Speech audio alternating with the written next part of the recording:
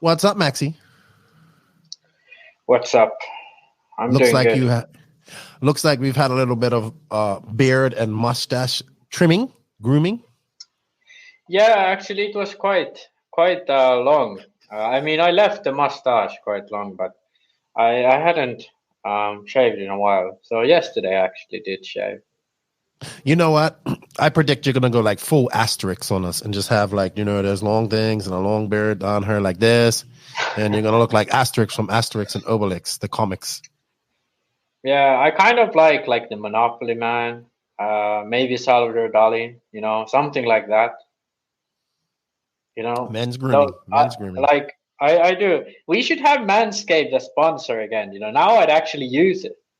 I know. Well, they dropped us. So Yeah. guys didn't buy enough Manscaped products. Guys ain't into Manscaped grooming, I guess.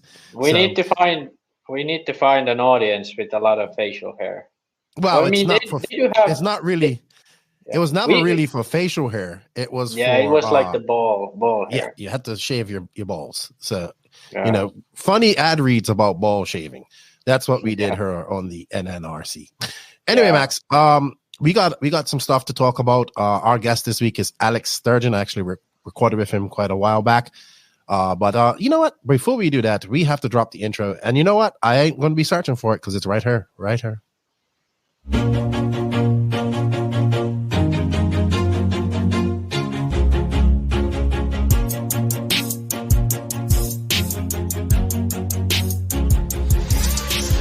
Nitro is the glory, but e-buggy pays the bills.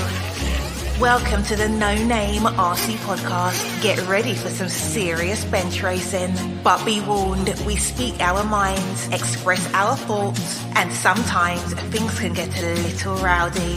Hate, and he just was influenced by the hate coming from the left, the hate coming from the right. And let's get back to more club racing and less of this grabbing racing. It's hard not to be arrogant when you're always right. See what I mean? That's exactly why people call you arrogant, Max. You may not agree with everything we say, but it's definitely worth a listen. And our pick, can you stop whatever you're doing? Join your host, Lefty the Great, with co-hosts and guests as they get together to chat RC. Hey, after that race that I watched this morning, I have to talk about it.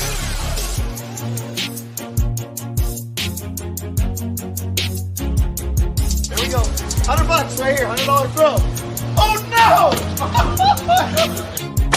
I like this.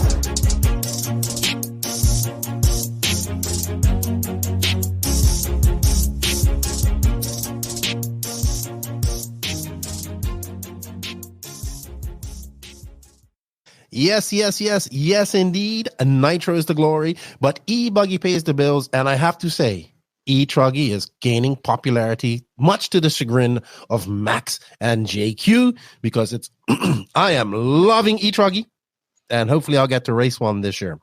Anyway, I'm your host, Keenan White, aka Lefty the Great, and to my virtual left is my good friend who goes by many names himself, professor of everything, the arrogant one, pisser off of nations, of nations. I mean, you do piss off some people. I'm like Genghis Khan of feelings. Oh my gosh, there we go. Genghis Khan of feelings. The ever arrogant and ever person who I need to give a safe word to, Arrogant Max Mort. Arrogant Max, our safe word this week will be pomegranate. Why always like fruits? And always like weird fruits. Yeah, because exotic. Pomegranate. There's your first safe word of the week. First safe word. But welcome back, Max. It's been quite a while since we've actually sat off and chatted. I've been to Portugal. We have a new sponsor too. We do have a new sponsor. Yes, we do have a new sponsor. Thank you to Nicola and Robert for making that happen. Very good to have them on board. I will be seeing Nicola next week at the Nationals. Before we get into talking and all that stuff, I have to say thank you to all of the NNRC squad around the world. We cannot do it without you guys. I greatly appreciate the support. I'm sure Max appreciates the support. I'm sure JQ doesn't even understand that the support is there, because he's so oblivious to everything. But I'm sure if he had a soul and a heart, he would say thank you. But if you wanted to hear more about JQ, we had 3 hours of him on Monday, which dropped on Wednesday. You can listen to that. Also, I would like to say thank you to the patrons and the YouTube members of the podcast. You guys will get early release of this podcast today, as we're recording on the Thursday. And if you wish to support the podcast a little bit financially, you can choose to be a YouTube member or a Patreon member. And I still keep saying this, but I have to do a Patreon-only pod. I think I'm going to sit down this week and do one this weekend. But I've done a lot of recording this weekend, so we'll talk about that. Also, I would like to say thank you to these awesome companies for their support of the podcast. Remember, showing these sponsors, these companies some love, shows the podcast some love. We have some coupon codes. We have affiliate links. We have links for pretty much all of these companies. If you don't see an affiliate link or a coupon code, just let them know that you heard about this on the No Name RC podcast. It definitely helps us out. And I want to say thank you to these companies for their support. They are Invisible Speed, High Tech RC, Sun Pedal USA, Mayako. Welcome to Hot Race Tires. Super happy to have them on. Also, Sidewinder Fuels, Beach RC, Techno RC, Clinic RC, Ignite Design, bringing back gas trucks. Shout out to Racecraft USA. I think tonight Chase will be on the live on Wheel and Trigger with Brent tonight on their podcast. Shout out to House of RC, Carl RC, 36 Mood from Robert, JTP from Jared Tebow, David Ronnefalk, Alexander Hagberg. Also, shout out to my good buddy, Danny Paz of WRCE. We do RC Media, so I'll be seeing Danny shortly. And of course, shout out to Lance McDonald and all my good friends down there in Florida at the Florida RC Championship, which they had their round last week. So thank you for all that support. You can find links for all of those in the written description of this podcast, and help us out if you can. Before we go on any further, I just have some shout outs here.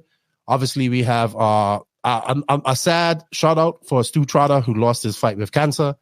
There's our condolences go out to his family, Ryder, very young son, who is doing a lot of RC, and his wife. There's a GoFund up for those guys to help them out. Also, our new co-worker, BJ Williams, who's been helping us out with these notes. You might have noticed that the notes are super extensive lately because BJ is geeking out on RC. He's recovering from knee surgery. If you can help him out with a GoFund, that would be all right. That would be exceptional. Dog Days Auctions. They've got a whole bunch of different memorabilia or paraphernalia from pros. It's signed. It's put in display cases. They're having various auctions.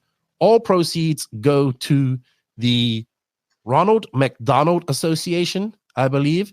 So, and that's going to help, well, like it's in Pittsburgh. It's going to help it's meant to help young kids have a place to stay, a home, and all that stuff. So very good to see all of that go in place. Also, DDRC, the guys who do the media for the BRCA, there's a RC Visions auctions going on as well. They got various different superstars from the UK. Plus, they have a signed body shell. They say body shells in the UK from Lewis Hamilton, because he's involved with the RC Visions and all that type of stuff. And all proceeds from that go to helping to get disability access at tracks throughout the UK for racers who are in wheelchairs and whatnot. Also, I saw another auction. It was for a Ryan Mayfield replica. And this is for my buddy David Schwartz, keeps me very well informed on this. This is from RC Madness, who's another long-standing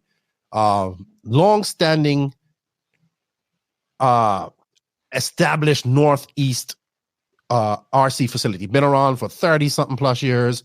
They have a great thing going on up there. So they have, excuse me for a second, Tom Bishop has organized a waffle, and his good friend Beef, so Beef is named Mark Corto, and he's actually a racer who was involved in a hit and run. He was the victim of a hit and run, a couple years ago, which left him paralyzed. So he's paralyzed. Yeah. But these guys, he still races RC cars, and they help him out a lot. But the auction isn't for him, actually. The auction is actually all proceeds for this auction will go to the veterans of who come back home paralyzed. So basically, they want to the raffle or the waffle, whatever they say, all those proceeds will go to those veterans who come back, who have been paralyzed in the line of duty, to help offset medical bills or whatever else they might need. So that I think that's a really cool thing. I'm sure that's pretty near and dear to Beef's heart. They call him Beef as a nickname. And I think you can win like a Tekno e-buggy completely built. I think it's built by Ryan Mayfield. It's got his body, all that stuff on it. So good thing done by Ryan Mayfield. Good thing done by Techno RC. RC's awesome, man. I whenever I see things like this, it just really, really warms my heart because it really, even though we might bicker and complain and, you know, be competitors on the track, we all kind of still care for each other. And I think it's time I think when I come back, I haven't done one for quite a while. I'm going to have to do a fundraiser. I'm going to have to find something that's crazy to eat and eat it and raise some money because it's been quite a few years since I've done that because the last one really messed me up, right?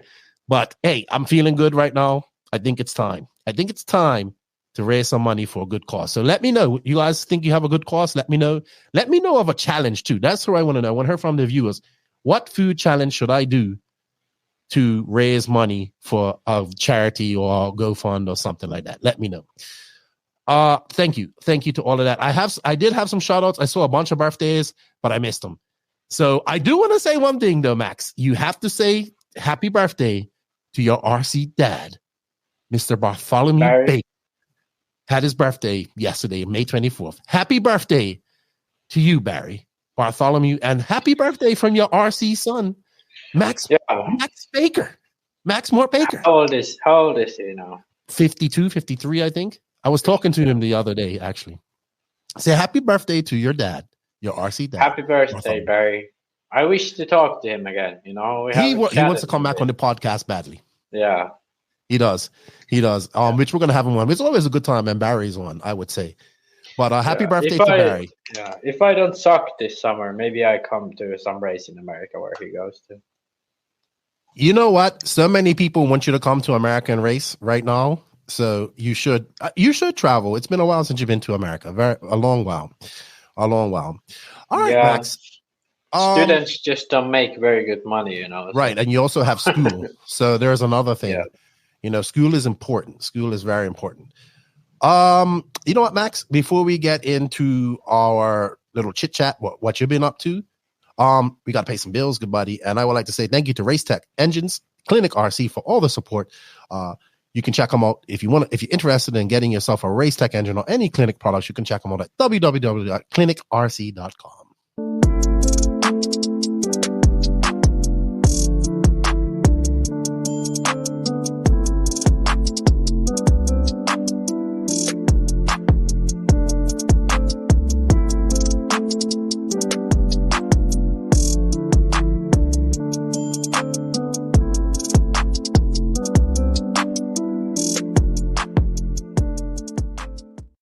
All right. Thank you to Tony Newland and Vicky for all their support.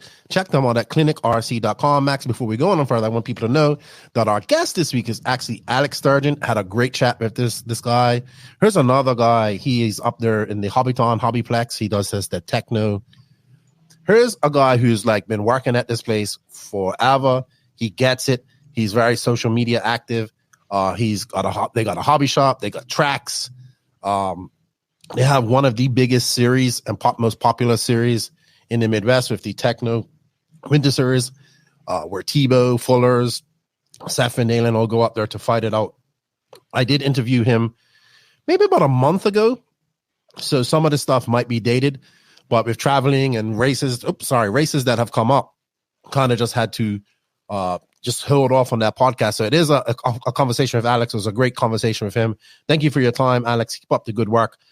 We've been dropping a lot of podcasts this week. So we had the 3-hour podcast with JQ, which dropped. We went over to IBC, Philippine Masters. Of course, JQ had a rant, which I found out he was ranting about the Asian Buggy Challenge not having points. And then Zach messaged me and showed me that they're working on points. So you know what, JQ?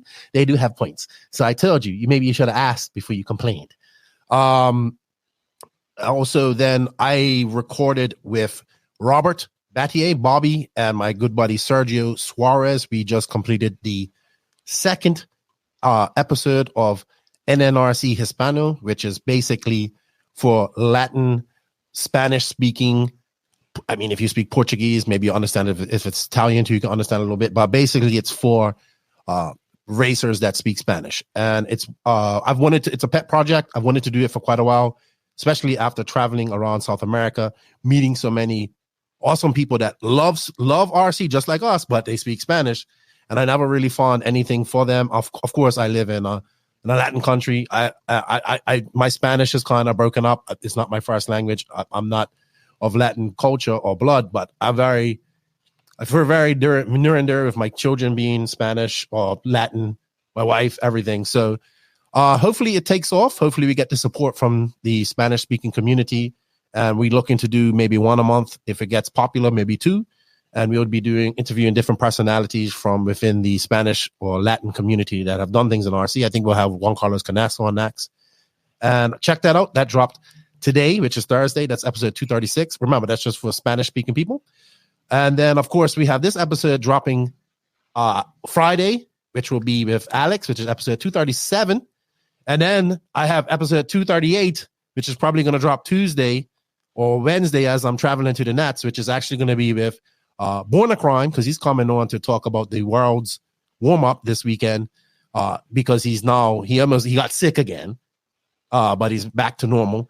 And also we'll be with Mark Calandra to talk about CRC Raceway, CRC Carpet, CRC, the 12-scale manufacturer, and also the upcoming Roar e-buggy nationals that they will be holding, which I do believe is a world's qualifying year for the 2025 e-buggy worlds, which will be being held at the Barcelos Buggy Arena, where I just came from. So it's been a busy weekend of that. And then, of course, Tuesday, I fly out to the Nationals, and I'll be up there commentating and working with Live RC. I'm really pumped about that. And, man, I think I'm going to be flat out from July until December. Like going to a race every month at least. So it's things of what's the word I'm looking, avalanched or snowballed rapidly from, hey, I'm just going to do DNC and I'm going to chill out for a few months to where I haven't been home for more than 2 weeks lately. So I'm blessed. It's fortunate and I appreciate it. And I guess it's just, I'm having fun, honing a different craft and appreciating it. And it's always good to get to these races, be there, and then be able to talk about them. So definitely enjoying that. Max, you have been busy. You guys have the first round of the Finnish Nationals coming up this weekend. You've been heavily involved in that. You've been organizing it. Tell us a little bit about that, please. Yeah. So basically, the plan is to, let me just start over. So the Finnish Nationals, it has been quite popular. We have around 50 to 60 people who do the series. And it's quite high level too. Joona, Pekka, Joseph used to do it. This year he's retired, so he won't do it. But it's quite high level. So for this year, for those that don't know, I took the sort of, chairman or some sort of responsible person for the series. And I've been trying to organize a way to make it more interesting to a Finnish audience. Now, luckily, we have in Finland quite a high level or high functioning public TV / online / radio enterprise that usually likes to promote, smaller projects and so on. So my plan for the year has been to collect a few people around me who are capable in producing some sort of TV show about the series. So the end goal would be to make an episode of every single race and then get that broadcasted into the national television, or at the very least, their online service.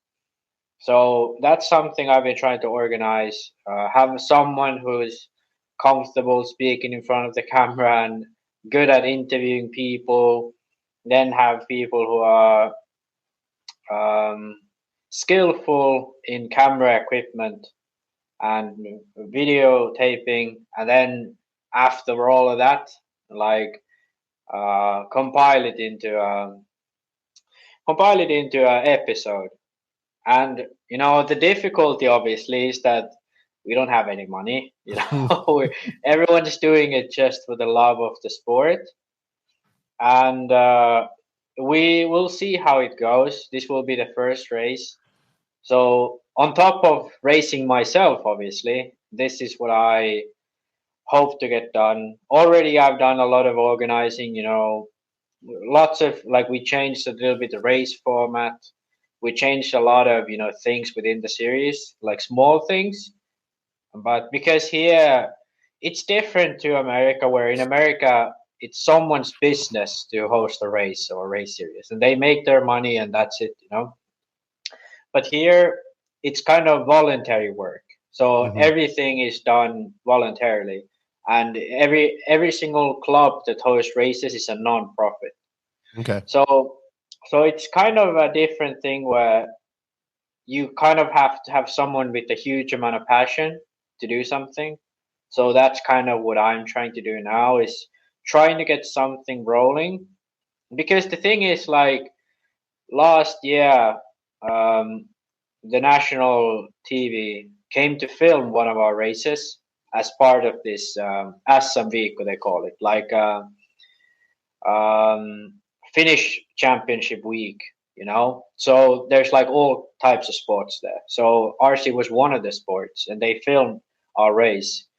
And there was 120,000 people watching an RC race for an hour, during an hour on the TV.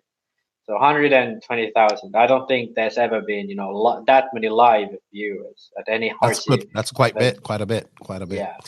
So, and all of the other numbers seem quite great. Like a few, like high, like top level, Finnish newspapers did stories about Joona and Pekko and stuff like that. So, like last year, I kind of saw that RC could be a big thing in Finland. So that's kind of like what motivated me. And now we're trying to make it into reality. I hope it goes well. It might be too difficult, but then we settle for less. But at least I'm trying to, make something different and something to promote RC. And like the goal is not to just film a race and post it online. The goal is to make something that some random stranger can see on TV and be like, this is cool. Like, these guys racing RC cars and their storylines and stuff. Kind of like what RC GP tried to be, but this is just done like on a budget. Like, we don't care about live stream, none of that, We just want to do a great, a great show. Okay. And I think, understand. I understand. On the racing side of things, we have Pekko, who JQ is all excited about. He was wrenching on his car while we was recording the other day.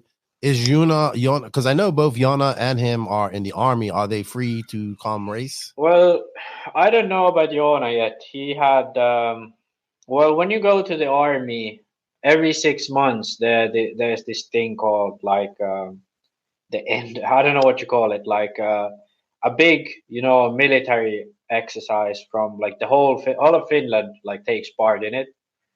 So it's like a really big one. It lasts usually like a week or two, but like for some it lasts longer, some it lasts less. So Joona had that this week, so he might not be able to make it. Pekko is able to make it, but yeah, I chatted with Joona and he said maybe, but he might not be able to come. But yeah. Also, he's gonna miss out on the World's warm up too this weekend. So we shall see. I think he'll be all right for the Worlds coming up. In September. So good stuff, man. I look forward to seeing how it goes. I know you're gonna want to battle with Pekka, and I know JQ is gonna want Pekka to win, and because that's his new Padawan. I like Pekka. Don't get me wrong. He's a very super talented young driver. It's okay, and I look forward to. I hope you get it done. You're gonna be busy. You're going to be busy because you're going to be organizing, trying to get that done, and you're going to try to race. So something's going to suffer, unfortunately, when you have so much attention going to so many different things. Yeah, it's usually your racing kind of. preference. Yeah, I've been kind of, I'm in a good position where I think my car setup is pretty much as good as it's gonna get with like to some extent. Like obviously there's always room for improvement, but in these Finnish tracks they're quite familiar for me. There's spec tire, so no need to like test tires and stuff. So for me, it's like I don't think I've changed the setup mid race like for a while. So on that side, it's just about me driving well. But obviously, yeah, I'm gonna be focused on other things and so on. Got you. So, All right. Yeah, I hope to win. I do think I have good enough speed to win, even though Pekko is there, and there are like I think it's weird because I think in every country or every area there are like fast local drivers. There are drivers in Finland who could straight up beat Joona or me or Pekko, but when we go abroad, they probably make a quarter at the Euros. So like maybe it's like they're like when they are in their element, like they have so much experience, they can be like really fast. So even though it's only like a few like international good drivers, like the field is like relatively deep to some extent. Yeah, I'm pretty familiar. Like when I heard he's like, who's this guy who won? Yeah. So it should be interesting. I look forward to maybe watching some of it and just talking and picking your brain about it when it's over with. All right. I think that's about it that we were going to talk about on that side, our little catch up. We're going to get into some RC news here, some race results that we didn't go over last week or this week with JQ. So with that said, the RC news is actually brought to you by Invisible Speed. I have to reiterate that JQ has not made a new ad. So this ad, the 20%, does not apply to this at all. How it's like in 1 month, it's been a year since this ad came out. I know. This is JQ, man. This is Joseph.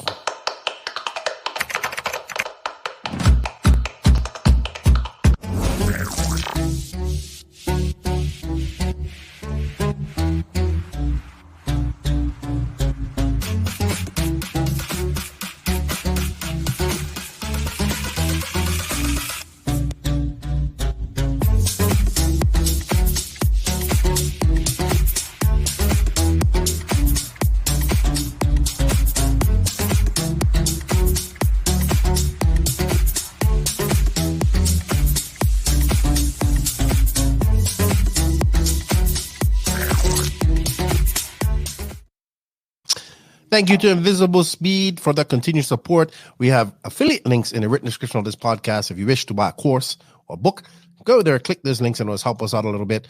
Also, shout out to High-Tech RC. High-Tech RCD USA is celebrating their 50th year of business. Congratulations to High-Tech and all their contributions to the RC industry over the last 50 years. High-Tech RC or High-Tech USA has been a big supporter of the NNRC myself over the last 2 years. It truly has been a privilege to recommend for a company whose products I used myself 20 years ago when I was racing back home in Bermuda. They've made an excellent push to get back into racing in the last 2 years. It's also going to see more racers trusting in High-Tech for their servo and charging needs. Thank you to High-Tech for all the support. You can go to www.hightechrc.com where to buy to find all your places to buy some servos, their new RDX 1000 charger, which seems to be very popular. And of course, Max, you are their latest addition to the team. You're rocking your High-Tech gear. I think you got some of the new servers, which I would like to get as well. How are you liking your new High-Tech products? So far, so good. Like, servers are that kind of thing that there really isn't that big of a like difference between the brands, like in general. But to be honest, like it's like when you got them in your hands, they are like sturdy, Yeah, they feel like nice. They feel like because RC servos, they like in general they like look nice and they're sparkly, but they always feel a little bit like toys, you know. But the high tech ones, they are like, you know, it's like we a could throw machine. one at JQ and it would hurt. Yeah, Okay, yeah, good, because that's and the only like thing I that don't goes know. through my mind. Yeah, so far so good, and I've liked my server so far. I'm still kind of testing out like what model to use where, and Okay. that kind of because Which servers the did you one get? You can't can't remember, remember can you? now. I got the low profile one, and then I got like it had like 50 kilograms of torque. Uh, I think it's 978. I Okay. I don't remember from on the top of my head, but all of Okay. them has been fine so far. So, but yeah, I will be All right. testing still, like to find like what is the absolute best of the ones. But I don't Okay. know. Like servos for me is like as long as it's consistent, then it's good, and that's definitely what high tech servos are like. Awesome. They are consistent. Awesome. All right. So obviously, JQ and I really looked at the International Buggy Challenge that we both attended. Max, did you have any chance to watch any of the coverage? Any thoughts on Juan Carlos's Canas's great driving? Like I think when I look at Juan Carlos Canas right now, I look at a driver that is perfectly in tune with his package. He was just confident. He was fast. Yal Figueiredo was fast. I mean, really fast. I mean, I know it's his track, but he was really good. Ongaro, still Ongaro-like, maybe a little bit.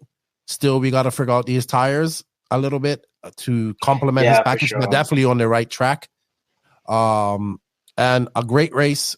I thought I was. Have you been to this race before or been to this? No, facility? I've never went to the facility, but yeah, I'm quite familiar talking with people who went there last year, and also like watching IBC since its first edition. But yeah, I think my takeaways from the race was that Matrix tires are still like looking for stuff because I think it was quite obvious that Hot Race was the best tire at this track.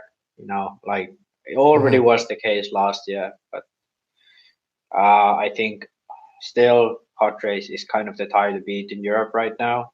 And yeah, Canas just looked like so good.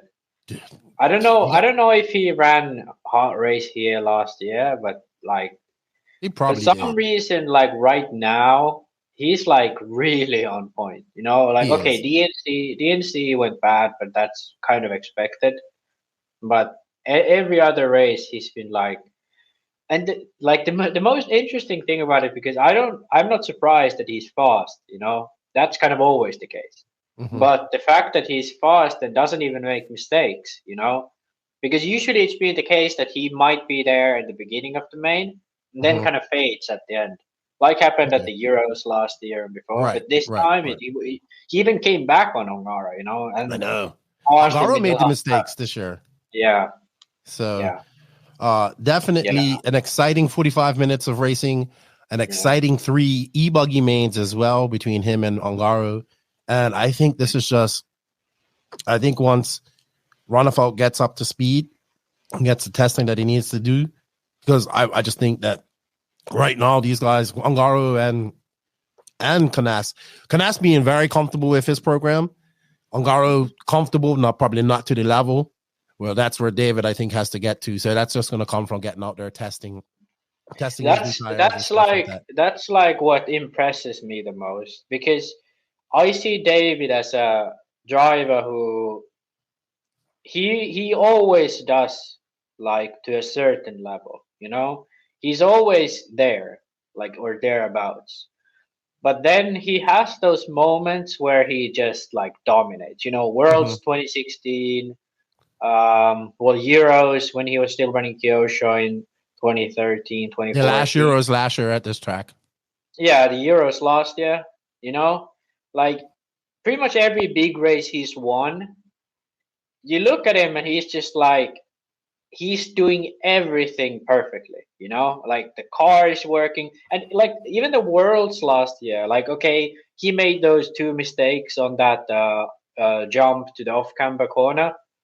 Like, had he not made those, he was in a 5 second lead at the Worlds, coming from like what, seventh, like 11th. eighth. Well, he 11th. started 11th, but he was like, he was at least, I think the biggest gap he had to the lead was like 15 seconds to Ongaro. And then he ended up leading by 5 seconds. Like, it's like you have to be so much, like that's an amazing gap to make, like almost impossible, I'd say. So he has those moments where when everything's going right, he's like unbeatable, you know? But then he has those like drops, like when things aren't exactly how he wants them to be, then he like his level drops to like where even here he finished like fourth, you know? He's still up there, but I finished sixth in Nitro Buggy and fourth in E-Buggy. Yeah, not his best weekend. Robert was really good. But I think David had a flame out or something in the main, right? Yeah, but even we was saying that maybe fourth would have been the best that he could have. Yeah. But like around like fourth to sixth, you know, somewhere around there. Yao was the most impressive to me. Yao was very fast. He was a Kyosho car. He was on Pro Line. Yes, people would say this is his track, but when you have the likes of Berton, Ongaro, and these guys, Berton was fast too.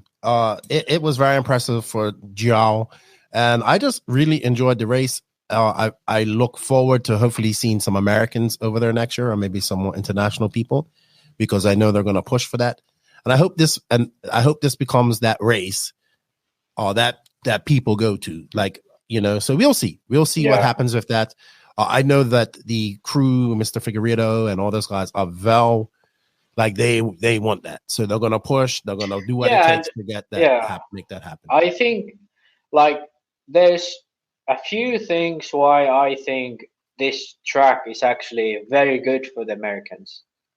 The surface is very predictable. You know, you can come to the track and you know which tires work, because like, okay, maybe there aren't many J Concepts drivers, so maybe the J Concepts drivers would be the one to maybe have a little bit of a struggle. But I bet there would be a tire from them that would be optimal too. But all the hot race drivers, I don't think there's any. They know what tire works. And then like all the brands have some top driver that does really well at this track, like AE and S-Works, even Mayako, like David won here last year. And with all that, I think this would be quite an easy race to come to. Obviously, the track is quite technical, you know, and that you have to learn. But I think, you know, because it's very predictable, it would be rather easy, you know. So I think this would actually be a very good race for Americans to come over to, and the facility is amazing. It's almost, and to be honest, I haven't heard that it haven't rained at this race. Almost, at least I don't think it ever rained here. You're on mute. To get there is not very difficult. Barcelos is very beautiful. Porto was beautiful, and I just think, we're gonna work on that for next year.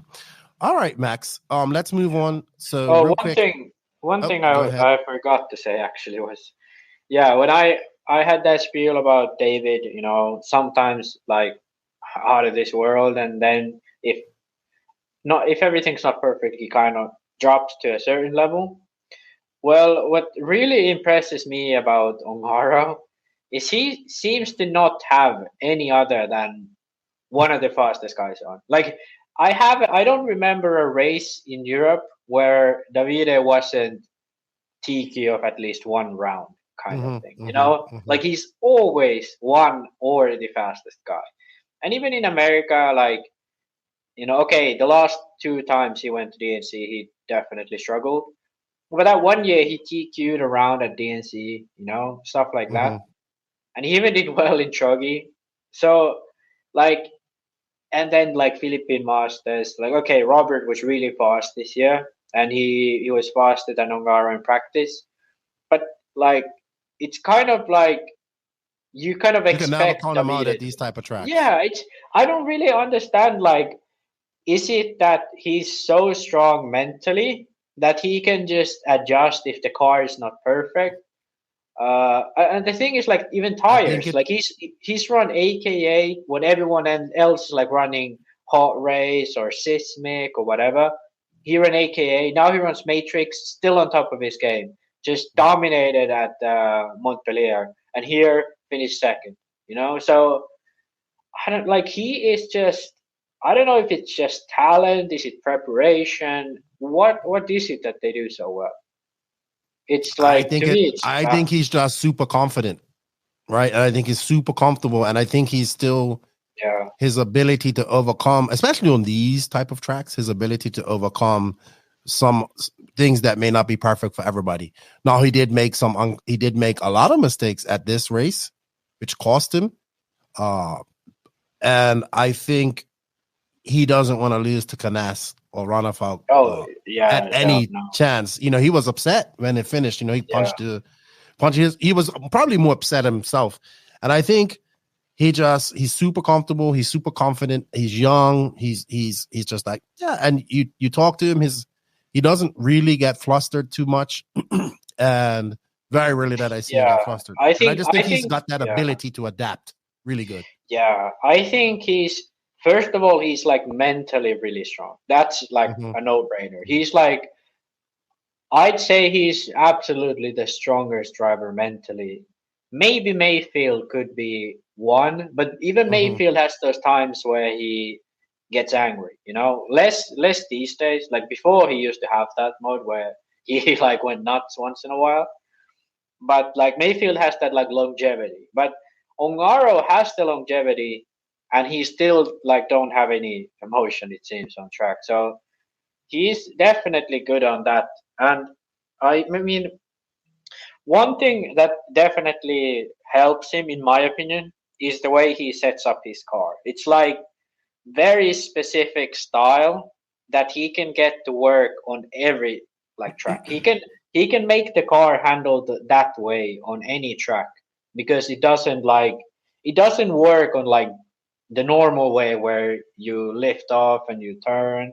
It works in a way where like the front end is super dull and the rear end just floats back in there, and he somehow just knows how to control it.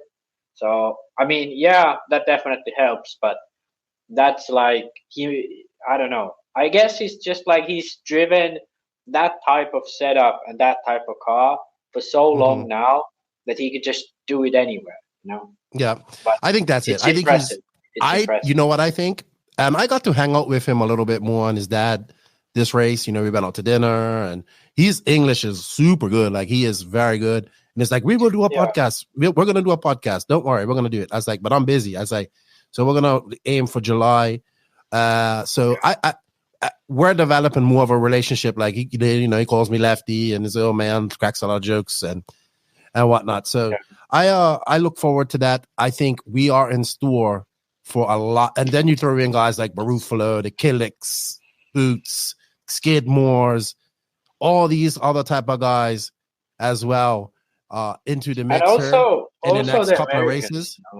I'm just talking about Euro racing right now. Racing. We're going to be in stock for a lot of good Euro racing up until, I would say, the end of the year. And also another good thing is that talking to him, Canas, Robert, Ronafalk, they're all interested in coming over for the AMS race in November, mainly because it's going to be capped, it's going to have a schedule, and they want to come to a race in America, and it's going to be under a roof, and I'm really pushing for them to come to that race as well, because it's end of the year.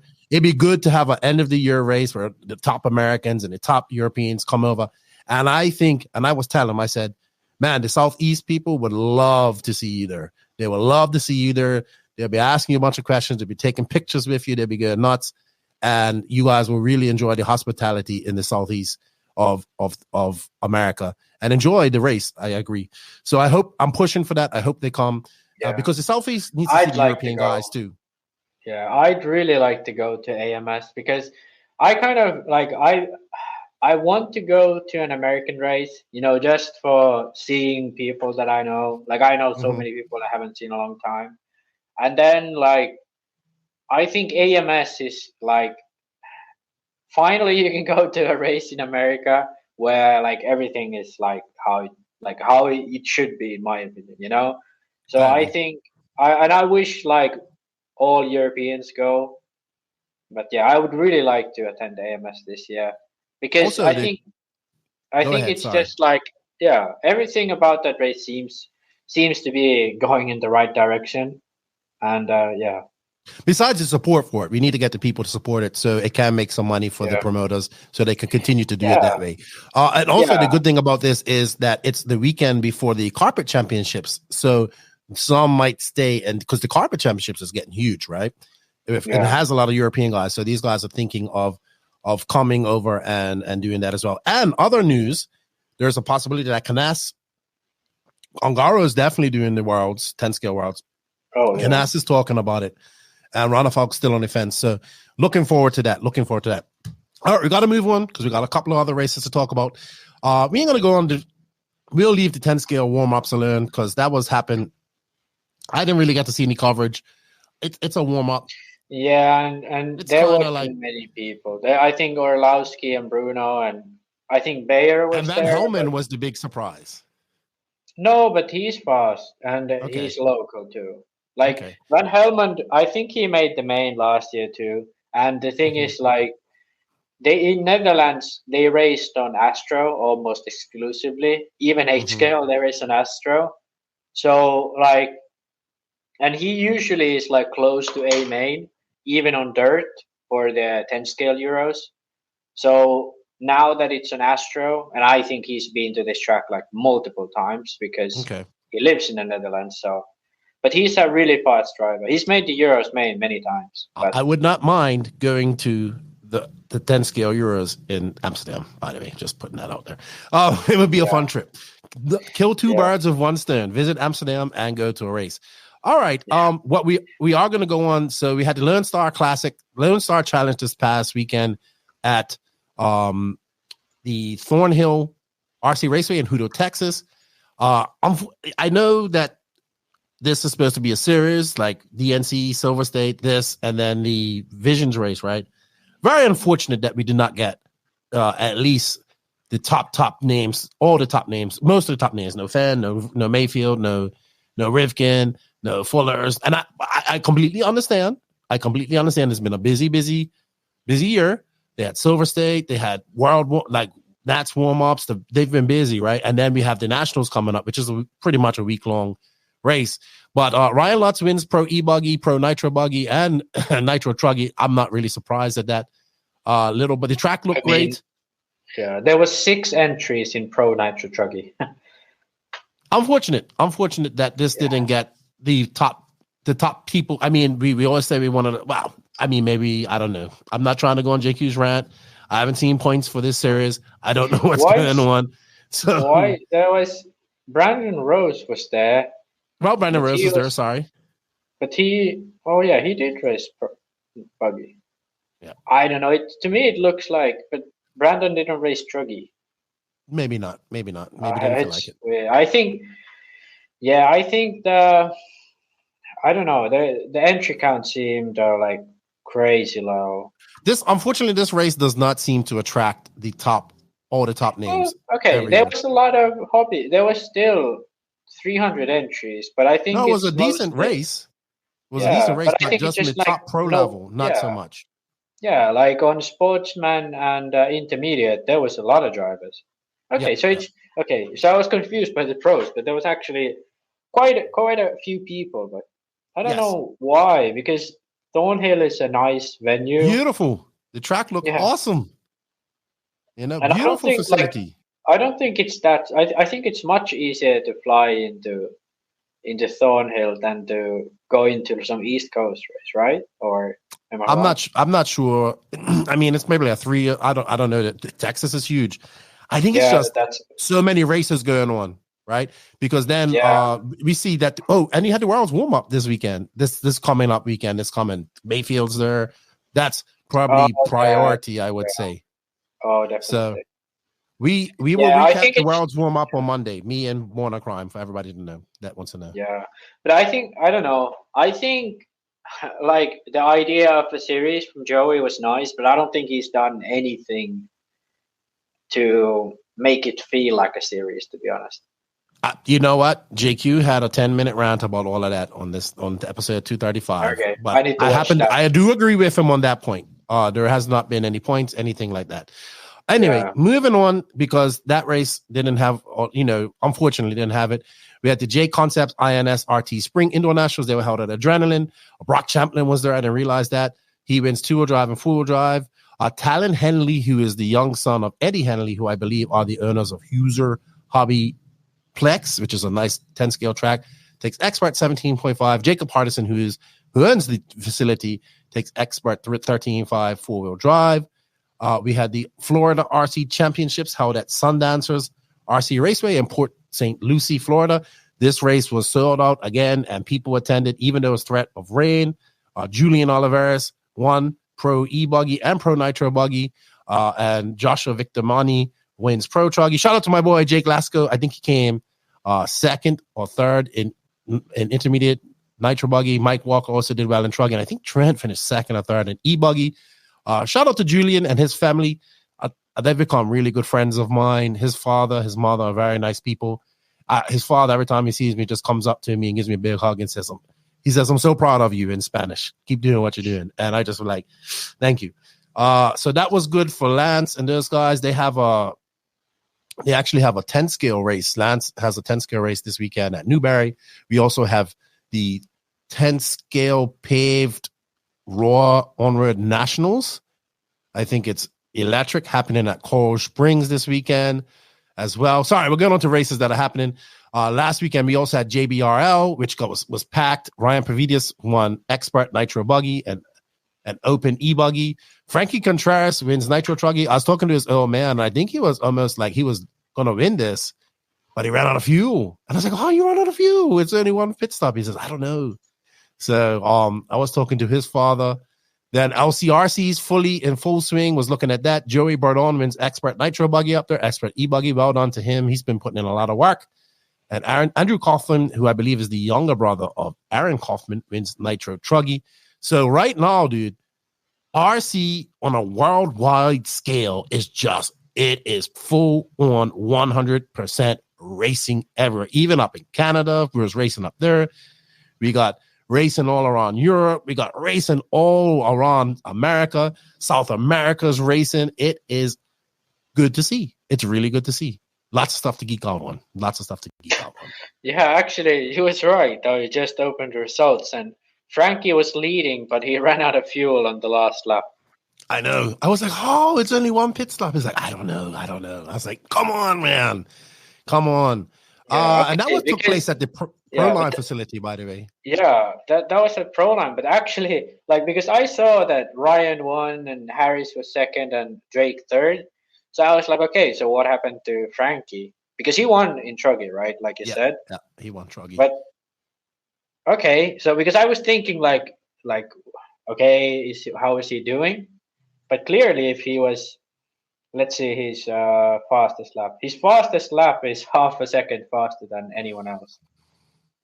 Oh, sorry, Ivan Moreno has quite a fast lap. But yeah, he comes up from Mexico, I want to say, and race with these guys. No, I don't know if he lives in Mexico, but he's been getting really fast.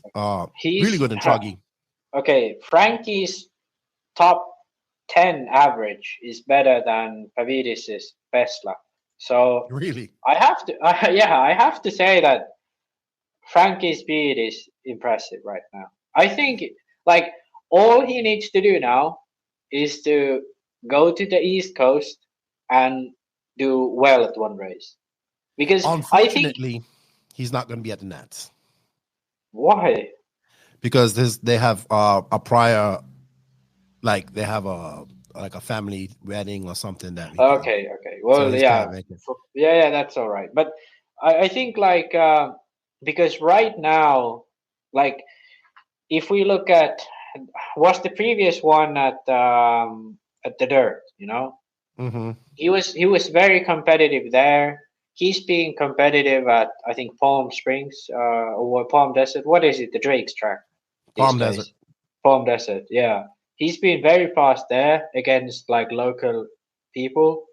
He was fast at DNC, pretty fast. Was he at Silverstone? Can't remember. But he's been like, I think like, because I was a little bit hesitant on the joining kind of the Drake crew, you know. But considering this, I think he's doing well. I mean, he's top 10 average is better than Pavidis' best lap. You know, I know we keep saying this. We just want to see him travel more. So yeah, because I think he is the most underrated of the sort of up and comers, and that's only because he races in the West Coast. You know, like the thing is, like Pavidis, yeah, he made the nationals A main. He's made A main at the PMB. You know, he's made A main at the big races. You know, so he has had some solid results. But I think, you know, Frankie as a driver right now is more valuable than Pavidis, you know. So the only reason why, and he's also much younger. Yeah, he's much younger. So I think the only reason why Ryan has like a great deal with HB and why he gets a lot of exposure, okay, obviously his dad helps that, but still, like, I think Frankie would be one of those guys that would be hyped up, kind of like Lil Bump is, you know, hyped up right now, if he just raced more elsewhere. Yeah. Well, Pavidis and Bump are racing a lot, right? I'm not saying that Pavidis hasn't earned what he has. Oh, yeah, that's not what I meant. They're at a lot of races. That's what I mean. Like, okay, one thing that Ryan does really well is he's like super consistent. You know, like I think he made almost every single main last year. Whereas even like Cole doesn't make all the mains, you know. So that's kind of like one thing that makes him very valuable as a, I don't know if he's like pro, but at least like semi-pro for HB right now. But I think like Frankie has the speed to actually be like full-time pro if he so wishes. I would agree. Also talking to his pops, as he said, no more baseball for him. So maybe they're all going to focus on RC a little bit. We just want it to happen, right? You know, so hopefully it happens. Yeah, that's the thing. Like, because when I saw him make the main at DNC last year, I was like, wow, like there's a new fast kid on the block, you know. Then I didn't see him at any other race last year, and then this year he joined Drake. I'm like, oh, maybe he's doing better, but I don't know. I think he's like throughout the year, every race, like he's been a little bit better, so that's good, because this time he would have straight up like swept the race, you know. One truggy led buggy, you know. All right. I don't know. All right. Well, I think that's enough about races that have happened. We're going to talk about some upcoming races that we have, and that is brought to you by Sidewinder Fuel. Morgan Fuel has been collaborating with many of the world's top drivers for over 35 years. This has enabled us to test our fuels in many of the most challenging situations and take the development of competition fuels to the next level. The result is Sidewinder, the market's most powerful racing fuel. This fuel is track tested and proven by national or world champions, including Ryan Cavallari, Ryan Mayfield, Greg Degani, Mark Pavidis. And right now, I'd say their number one driver is Little Bump Phi Long Win, who came second at the Silver State Racer, and many more. These drivers appreciate the Sidewinder's blended perfectly and high performance needs of competitive racing. Don't let victory slip through your fingers. Purchase Sidewinder today. You can purchase Sidewinder A-Main, Revelation, and if you ain't got it in your hobby shop, check them out and get it there. Thank you to Sidewinder for all their support. We greatly appreciate it. All right, so I would say we have quite a lot of racing going on this weekend. So we'll go through this first. We'll talk about the pre-worlds in a bit, but we have Scotty Ernst's UK Showdown going on at Robin Hood this weekend, 10-scale Showdown. So I think that's going to have full coverage. I look forward. And Scotty is, so he's going to, I think Scotty doesn't get jet lag. That's what he must not get jet lag, right? He's crazy. Like he went to Philippines, then to Silver State. And the thing is, like, he doesn't do like a few hours a day. He does like 12-hour days, you know, from the first race to the last race of the day. And then he was doing some onward racing last weekend as well, like some personal onward racing for himself, just racing. But he's going to be I believe he's going to be in England, right? And he's going to fly out of there, and then I'll probably see him Thursday at the Nationals, right? Guy's a machine. So the Scotty Ernst UK Showdown, I believe that's going to have full coverage with the NNRC guys. It's basically going to be all the top UK 10-scale drivers racing at Robin Hood, which is where the Euros were last year, which is a great track. I enjoyed the racing at this track. It's an Astro track, but it's outside. It's over an existing dirt track, so it's got bumps and jumps and dips and all that type of stuff. So I really like that. That's going on. We have round 2 of the Northwest Championship Tour at the Hank Perry 240. This race has actually, this race is coming up this weekend. The Hank Perry 240, which has been going on for over 35 years. So this is very impressive to see that. And then I would say the big enchilada is I see all these guys coming over. I think Orlowski's been there since like Tuesday or Monday. I saw another thing I noticed. I need to get him on the podcast because we always have a chat when I see him. But Jürgen his name Jürgen Lautenbacher, right? That's his name? Jürgen Lautenbach. Right. So I always want to say Lautenbacher because Lautenbacher used to be a 5th scale chassis manufacturer. But Jürgen from LRP has been traveling quite a lot as well, right? So LRP went from we're out of business, I thought, to we're all over the world, which is good to see. No, but it's like, okay, I'm kind of going off topic here, but it was different because LRP distribution, that was the one which went bankrupt. But LRP, meaning Lautenbach Racing Products, that didn't go. Okay. Gotcha. So the issue was that because LRP was distributing like Associated, Traxxas, a lot of like, they had, I think, over 60 employees. I think like 60 or 70 employees. Yeah. And the issue was that because there was an economic, the economy went down a bit, and Germany has quite tight, firing laws. So basically they couldn't, let people go fast enough where they ended up going bankrupt. But then the Lautenbach Racing Products as LRP, that is still, that always was fine and ongoing. But all of the other like distribution side, that's what went bankrupt. And I mean, it's funny because I don't know why he does this, but he does both LRP and Nostrum. Like, I don't understand why he does those two. They are exactly the same products. Like, for example, Hackberg runs Nostrum and also Lee Martin. But then like Pekko runs LRP and some other batteries. No, but like batteries and electronics. There's LRP. Okay, I didn't realize you had electronics. Yeah, they have electronics and batteries, LRP and Nostrum, both. Like they're exactly the same speedo, exactly the same engine, exactly the same battery, but just a different badge and a different color. No idea. I have no idea why that is. I need to get him on her and ask him. But so it's a lot of like a few of the Europeans are going over. I think like Orlowski, Bayer, Coelho, Kopovic, Van Helmen, I think maybe there, and then Mayfield's there.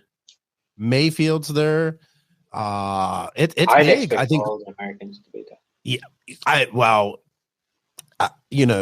know they want to win this, and I don't blame them. This is what they need to do. They need to go race there as much as possible if they want to win this, right?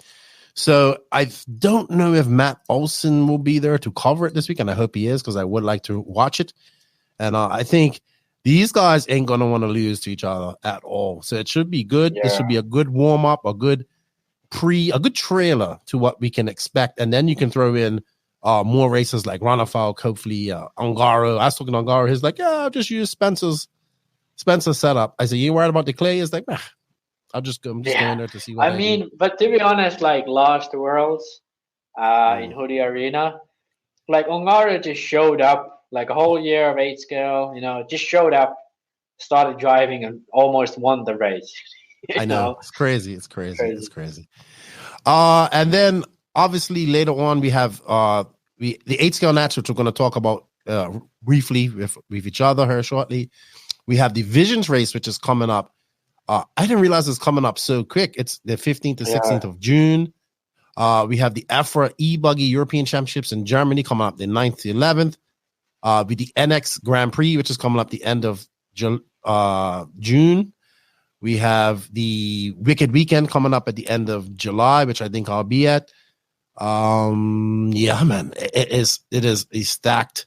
We have Peach. It is so much racing going on from now to the end of the year. I just don't know how. We have the Euros coming up. I think that's at end of August, end of August that weekend. Yeah, first week of last week of August, first week of September. We have the IFMAR 8-scale e-buggy World Cup coming up in Guarda. I don't know how well that's going to be attended, unfortunately. And that because it's like Worlds, it looks like it's going to be Euros, Worlds, this race. Yeah. So it's 3 races in a row. And then we got Brent has also come up with, so yeah, I wanted to touch on that. So Brent and Beach RC are putting on a race called the RC Pro-Am, and he told me about this, I think at PMB. And it's basically going to be in I think it's on the coast of the Carolinas, not sure, but it's in an arena, and it's going to be like a team event too. So, but it's not going to be who you pick. He's doing a draft. So you have to, it isn't like about S-Rocks is going to have a team or Mayaka is going to have a team. It's going to be a mixed team. So you have a draft of pro, intermediate, and sportsman, and that's your team. Okay. And it's going to be team points. So I think that's cool. I look forward to that. I might be going to that. Not sure. I know Danny's doing the coverage and Lance is doing the RD, so I might be there. It's just so much racing going on, man. We're going to be talking about racing from now to December. Yeah, probably even past September. Yeah, probably because we have the 12-scale Worlds coming up at that's the last big race, and I actually might be going to that too. So, well, where is the 12? It's at Beachline. Oh, but is it the Worlds? Yes, it is the 12-scale Worlds. Oh, okay. Because it used to be that 12-scale Worlds and then touring car Worlds were always the same year. Because it was kind of like, but now I think during COVID they missed a Worlds. I think, or maybe they missed even 2. But yeah, I think Reinhardt won the previous one, right? We shall see. But I think this will be my first time even witnessing 12-scale run in person. Really? If I go. Yeah, it's crazy. It's like when you see a fast guy run it too, it's like just insane. Like, yeah, there's like, it's funny because like when they crash, your eyes go like past the car. Like, really? You're surprised. Yeah, because you have to follow it, like, so far. Awesome. All right, so it's dude, it's gonna be packed, and I don't see 2024 slowing down, to be honest. We got the 8-scale World. Still no announcement on that, but still sounds like it's Brazil. Yeah, everything needs to hurry up. That's for sure. Yeah, it's IFMAR, right? Yeah. Can we just like replace IFMAR? Like everyone who's somehow affiliated with IFMAR right now, like has their name on any paper according to IFMAR, just like remove all of those people and then put people in who actually want to do shit. I believe in all these organizations there are still people that want to do things, but I believe there's there needs to be when cops do that with the light and the good cop, bad cop, like every single IFMAR member needs to be there, like, do you want to do this for RC? You want to interrogate them, Max? Yeah, you're gonna interrogate, like, what's the intention? Are they just for the men who arrange their resorts, or are they actually there for RC car racing? Well, I know one that needs to go, and that's the president. But there are some people. He's like technically gone, but he just isn't gone yet because the organization is so slow. It's kind of like, someone died and then they would still own the company like 10 years after, That's kind of the situation what's going on with IFMAR right now. Like the guy is fired, and he has like no affiliation with any federation anymore, but he's still the president of IFMAR somehow. I don't know, dude. I don't know. But there are people that have been involved in the organization for a long time that have great knowledge. I still think need to be there. So, but we need to know about these rounds next year. That's what we need to know. Well, we need to know, like, what the hell is IFMAR doing for RC right now? Like, what are they doing? Yeah. Like, if you go, like, I want people to Google IFMAR, then go and check what do they have on their news? Like, what type of news do they have? And then scroll down, and they have, okay, this is just insane, okay? So this is turned into a mini rant. This is turning into a mini rant, but I want you guys to see what is there on IFMAR site, okay? Approval slot for electric motors 2022. What the fuck is this? Like, what is this? Look at the muffler down below it. There's muffler list, and that isn't even a muffler. That's just like crossed iron wire, okay? And then like other pictures they have here, like what the hell is this? Like, who is their graphics guy? Okay. Oh, here's the presentation for the and look, they use it again. Like, just look at the website. Like, this looks this website. Like this looks like 1990s. Yeah, and it like this looks like they are a Nigerian prince who's like, hey, I would like you to help me organize RC races. You know? like objectives of IFMAR, coordinate international races and competitions. And they even can't do that. They have 4 objectives and they can't do even one of those. Oh my gosh. And signed by Jeff Parker, a guy who's not even affiliated with anything. Hey man. Like, if you still talking about radio impounds at races in 2021, which he made that speech, and then he was like, well, we don't do radio impound. Because you're just reading off a piece of paper. Time to go. Definitely need to update this website. Like, it is definitely like 1990s all over again. And I love their Hall of Fame. The Hall of Fame is like, it stops at 2020. Like, anything in after 2020 there isn't, you know? Like, you want to see a good Hall of Fame for... Oh my gosh. This turned into a mini rant against IFMAR.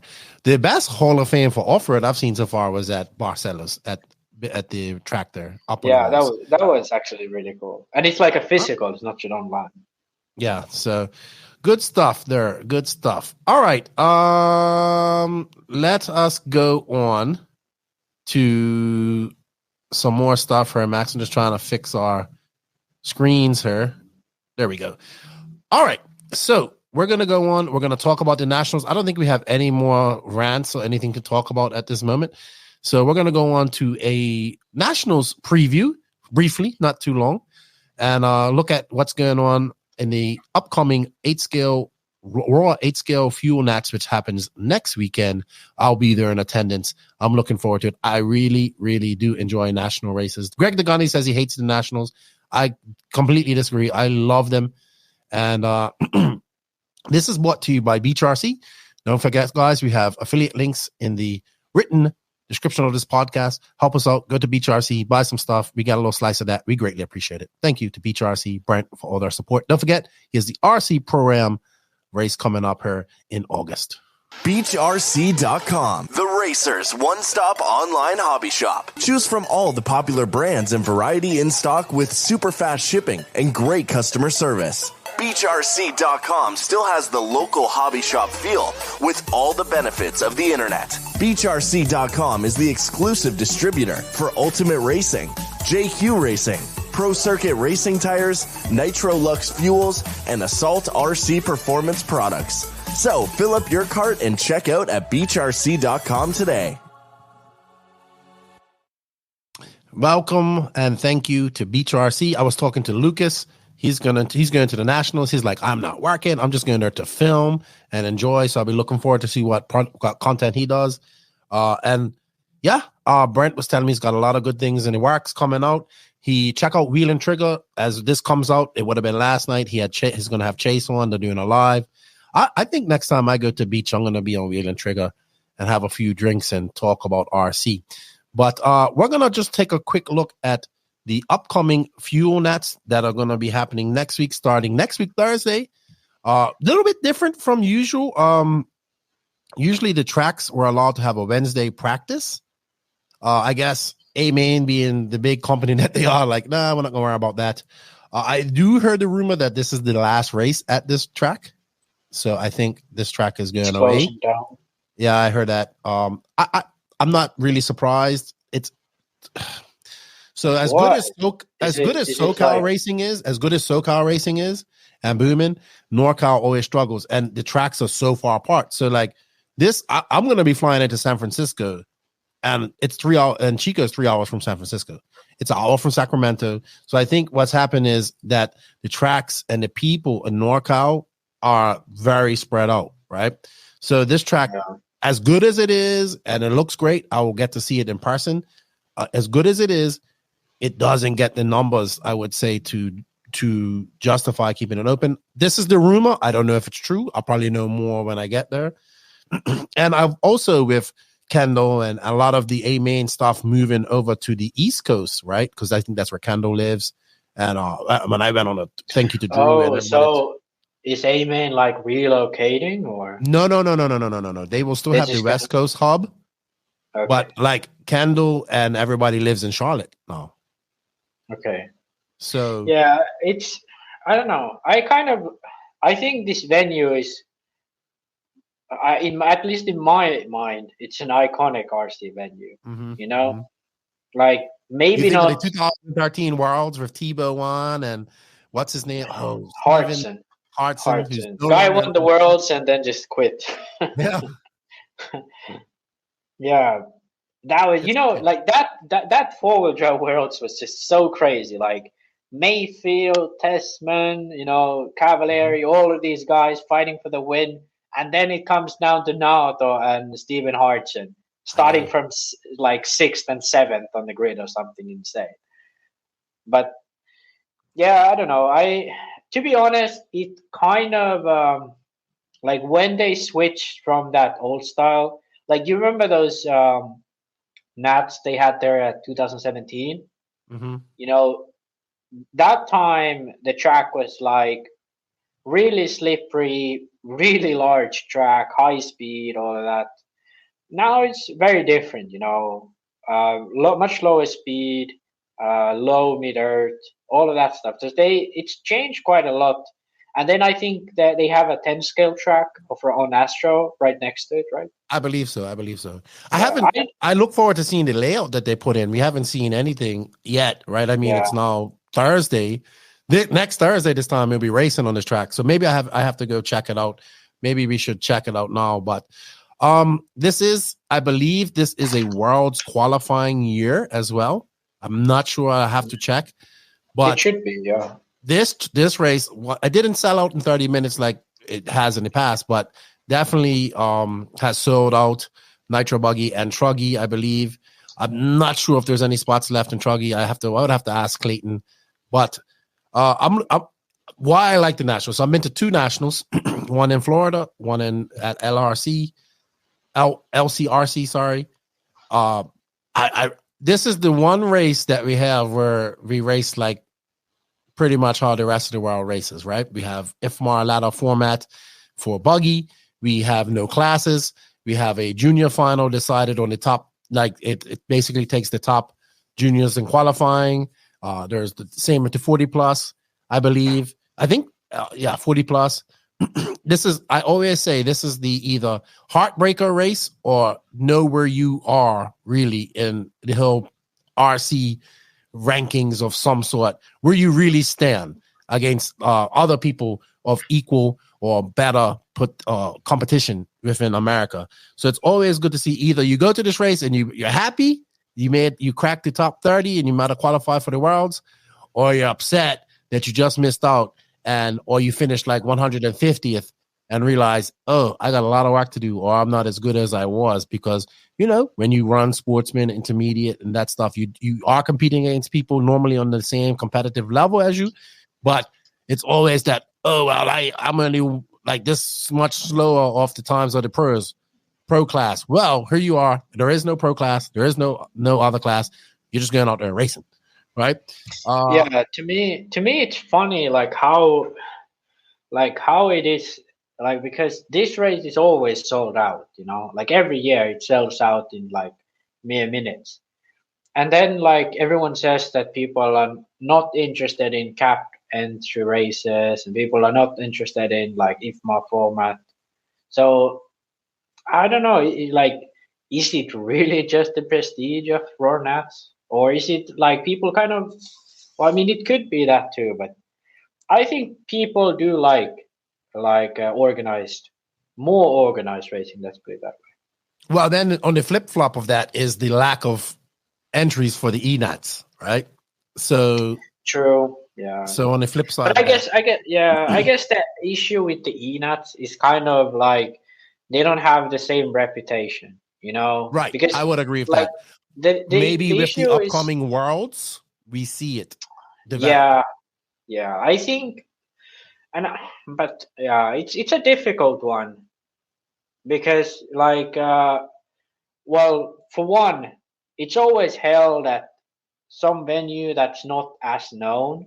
Mm-hmm. And it's always like a little bit difficult place. Like if ENATs were at the dirt, like everyone would go, Probably. But the ENATs are always like somewhere kind of, and even like one time they were at this, I'd call it a 10 scale track. It was at least that's a track, SNS Hobbies in Florida. Yeah, like it's a nice track, but definitely shouldn't be. Not for 8 scale. Not for 8 scale. Well, let's talk about a few things.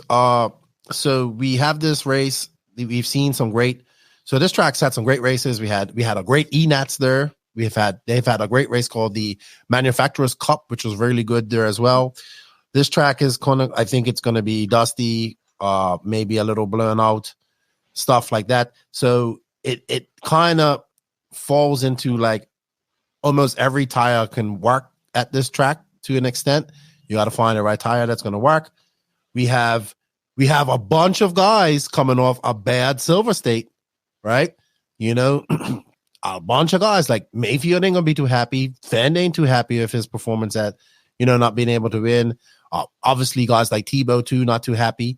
But we also see guys like Little Bump and the Fullers and whatnot coming off great performances at Silver State, going into this race. Rivkin too, I think, is going to go into this race on a high as well.Maybe not the Silver State performance that he wanted, but was fast. So it's going to be very interesting to see the mentality going into this, as we haven't had a big 8 scale race where all these guys have been at since Silver State. And I think and this is the Nationals, right? This is up to the level, like people. So it's, in my opinion, it's like, this is one of the biggest prestigious titles you can win as an American RC racer, right? Yeah. Tasman needs a good result. Tasman needs a good result. It's a world's qualifier, so it's going to be a lot of pressure on these guys to do well, I think, especially off, it's going to be pressure for the guys who did well at Silver State, which I think it shouldn't be. Shouldn't be no pressure on Little Bump. Maybe a little bit of pressure on the Fullers. Maybe this is the time Fuller wins one. Like, wouldn't it be great if Fuller wins this or Little Bump won this? It would be fucking awesome. Yeah, I do think, it actually, I don't know. I kind of feel like this type of track would be one where he would do really well. We shall see. Mayfield's going to be out there like, I want to win. I am going in full Mayfield mode. And then, Rivkin's going to be looking, and Fann's going to be, all right, let's just say, who do you think's going to be good? Who do you think's going to do well? What's your thoughts on this race coming up here next weekend, Max?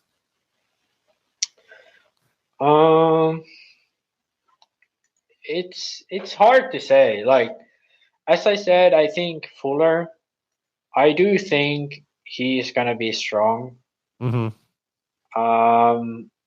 Then Yeah, I don't. It's hard to say because we haven't seen a big race at this race in quite some time, at this track in quite some time as well. So Yeah, when we haven't seen a race where Little Bump is as competitive as he is, Fuller's as competitive as he is, and all these young guys like even Van Dalen, Pavidis, who else we can throw in there? We have to throw in, I think we're going to see some dark horses make it up in there because everybody's got to race in, right? So it isn't like that's one thing that to me is really exciting, both at the Euros but also at the World Nats, is the semis, because yes, there are the obvious ones. There's like the top 6, like the Mayfield, Fend, I'd say Rivkin, most likely Mason Fuller. Those are like the 4. They probably, I forgot like 1 or 2. You're right, but like there's around 6 guys. Lots. Who throw lots in there. We got lots, lots in there. It's been looking very impressive. Yeah, there's like those guys. You're like, okay, they'll go through. They can maybe even like flame out in the pits, and they'll still go through. But then from there on, it's like anyone could go through. Almost. I know. That's where I think that's where the excitement's gonna be. Yeah, that's the thing. From like back forward, back. Yeah, backwards. it's crazy because like after qualifiers, if you are like 8th or you're like 20th, like you have almost exact the same chance to go through. That's why I love this type of racing. Yeah. That's why I love it. Yeah. And it's just like, because like, especially these days, it's like Brandon Rose and Ryan Pavidis and Frankie's not going. Right. Well, like Rose, Pavidis, well, I think Ogden will be strong at this race, so I'll expect him to go quite clearly through. And he's actually, to be honest, he's been very strong at. He seems to show up at nationals. Nationals, he's always like. You remember that one year when he got DQ'd for 21? Right. He was flying. Yeah. And Testman was flying too. Yeah. What happened last year? Where was it last year? It was in Arizona. Oh, yeah, it was in March. Oh, yeah. It was. That's why it was weird. Yeah, it was in the beginning of the. But to be honest, like the Nats should be in July or June. I don't know where they. But it's like middle of the summer, because when it's in March, it doesn't feel like Nats to me, at least. It's kind of too early. It's too early in the season. I agree with you there. So I think TLR is going to want to get their second Nats in a row. Yeah, I think Tekno is going to want to get their first Nitro Buggy National Championship of Mayfield. I mean, let's be honest, that's what they're paying them big dollars for. Yeah. I have a dark horse who I'm going to throw in here, I think is going to do very well, and it's the GOAT, Cavallari. Yeah, actually, I think because Cavallari practices in tracks in California. Like, okay, he's in SoCal, but still, like, it's hard to say because we don't know what the track's going to be like. But if the track's similar to what it was at the warm-up and to, like, previous events they've held at this track, I think this is going to suit Cavallari because it's, at least from the video. Can he win it? Can he win it? I think he can win it. No. How awesome would that be? He goes out there and wins for WRC. We have him written off, done, and he goes out there and wins the Nationals. Is Raw Speed based in SoCal or North? No, they're based in SoCal. Yeah, so that's if Jason Snyder lived in like close to Chico and tested because it isn't Raw Speed like his tires. Yes, I will tell you who my dark horse is to get in this as well and make the final. Kyle Turner. Okay, he's from NorCal. He's from NorCal. He's from NorCal. He runs X-Ray. He's always on the cusp, like B mains at these races. He was at RCGP. Oh yeah. I think he's gonna do really well at this track, at this race. But there's always like who was that kid in 21? Mechanic or something? I think it was Mechanic who made yeah. He was very fast. Local. Yeah, but there's always like one or two like surprises at the Nats. Someone who isn't that known. Like maybe they are from an area that is maybe they don't go to race time events, or they maybe go to DNC but then make the B or something. So there's always like one or two drivers like that to surprise in the semis. But Dude, yeah, I think these Nats are going to be really hard to predict. For one reason is that we don't really know what the track's going to be like, and another reason is going to be that Mayfield isn't as strong as he was before. Like, okay, he's strong, no doubt, but it's not like after Silver State and PNB, you don't know what to expect from him, you know. But last year, after he's won every race he attended, like, yeah, obviously he's going to win the Nats, you know. But yeah, I think Fend is going to be. Fend has, to be honest, Fend has like there hasn't been a race this year where I was like Fend didn't look good, you know. Yeah, like Silver State was his off race, but I kind of predicted that, like because it's not his race. Yeah, but he didn't lose that race because of driving. He lost that race because of fuel. Yeah, exactly. Like he was leading coming into the first pits, and he definitely had good enough speed that if he had a clean first pit, he would have probably won or at least been like in the podium. You know, like Marco was fast, but Fend was fast as well. Just had a kind of bad luck with the fuel. You know. You know what, man? You know what? It's hard not to pick Fend. My heart wants to pick Fuller, and I think that Tebow has a great comeback race. That's what I think too. I think, well, it depends. If it's, I don't think he wins. I don't think Tebow. I think if everything aligns, I think Tebow can win. Right? It could be his last. Because it's also that IFMAR stuff, right? So you get lots of track time, lots of race. That's time. the thing. And I think that's what benefits Tebow a lot. Yeah, I think what is challenging for Jared is the fact that because the car is still new to him, he doesn't really know. Like from what I've talked with the people, he doesn't really have a clear like image, like what he wants from the car, because he hasn't driven a style of car that Mayako is for. Like, okay, it's close to Kyosho, but it's not the same, you know. Like for David, HP and Mayako, they are quite similar. There isn't massive differences in the way that they handle. You know, they have, you know, similar rear ends. They have a C-hub front end, whereas Tekno was very different front end, very different concept to Mayako. And even Kyosho, like a lot of offset in the rear. So a very different car for Tebow. He doesn't have a reference like, for example, David has. And even for Robert, like he has the high kingpin inclination, which is similar to Mugen he's run. So with Jared, there isn't anything like he's used to. So that's why I think when he goes to Silver State or DNC or even like the East Coast races, you have 3 runs of qualifying on a very changing track, and then you go straight into a main. And then you don't run just your nitro buggy, you run e-buggy, nitro buggy, you run truggy. And then like it's like it gets fussy. I know the feeling myself, like when I'm not familiar with the car and then I don't get enough track time, it's just so difficult to get it to tune. So I think actually like this might be one of the races where Tebow does well. I'm very confident hot race tires work well here. Because like the only thing where I think he would struggle is if it's like very like wet surface, so like the surface is slimy, because then it's gonna be like slippery, and I know for a fact that that's what he's been struggling with. You know, like when it's like really slippery and kind of slimy, and the car is sliding and then it's bumpy, like that's where I've heard him have struggles with. But if it's like if it has roost, you know, it's a little bit dusty, but has like roost, I think then Tebow is gonna be better than he's been all year.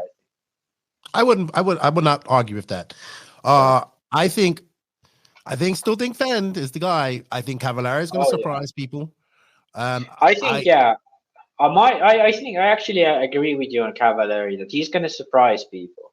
Because you know who else I think is going to be good? I think Bornhorst is going to be good. I think he's I think he's going to be good as well. For some reason, I don't know what it is, but for some reason he seems to be pretty good on tracks like this. Especially, well, I mean, even when he was running Techno, he was good on like.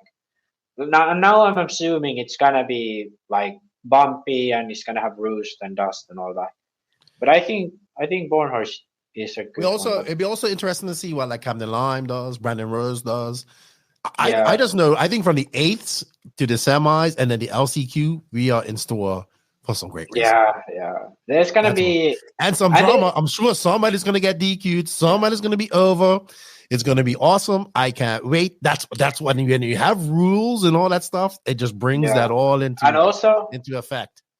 Also, one thing is there's only 12 cars in the May, you know, like DMC, PMB. No, I think they might have... LCRC was only 12. Yeah, I think so.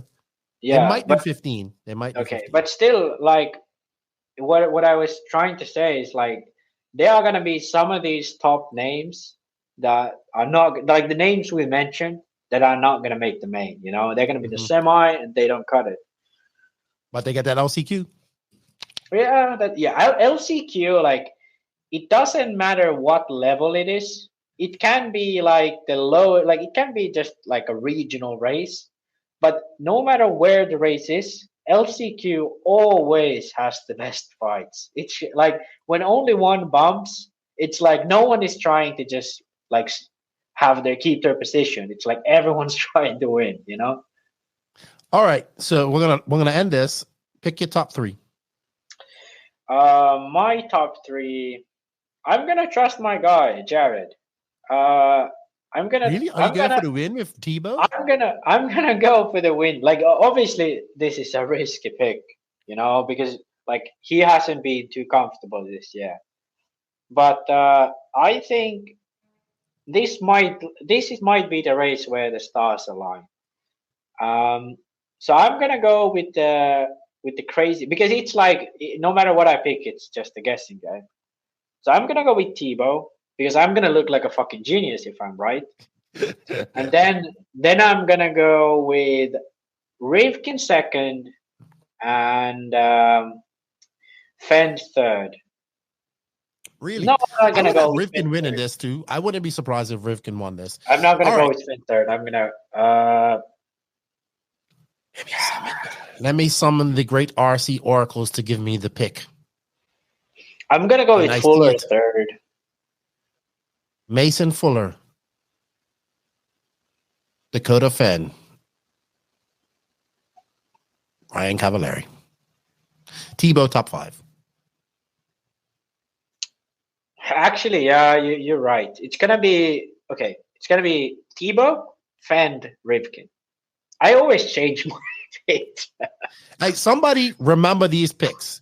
So when we come back and we talk about this in a couple weeks' time, we know our picks. But I look forward to it. I'll be there. I always underestimate the Fend, so I'm gonna have to put. And we didn't even put Tessman in there either. Yeah, Tessman could surprise. He's always good at forgot Mayfield.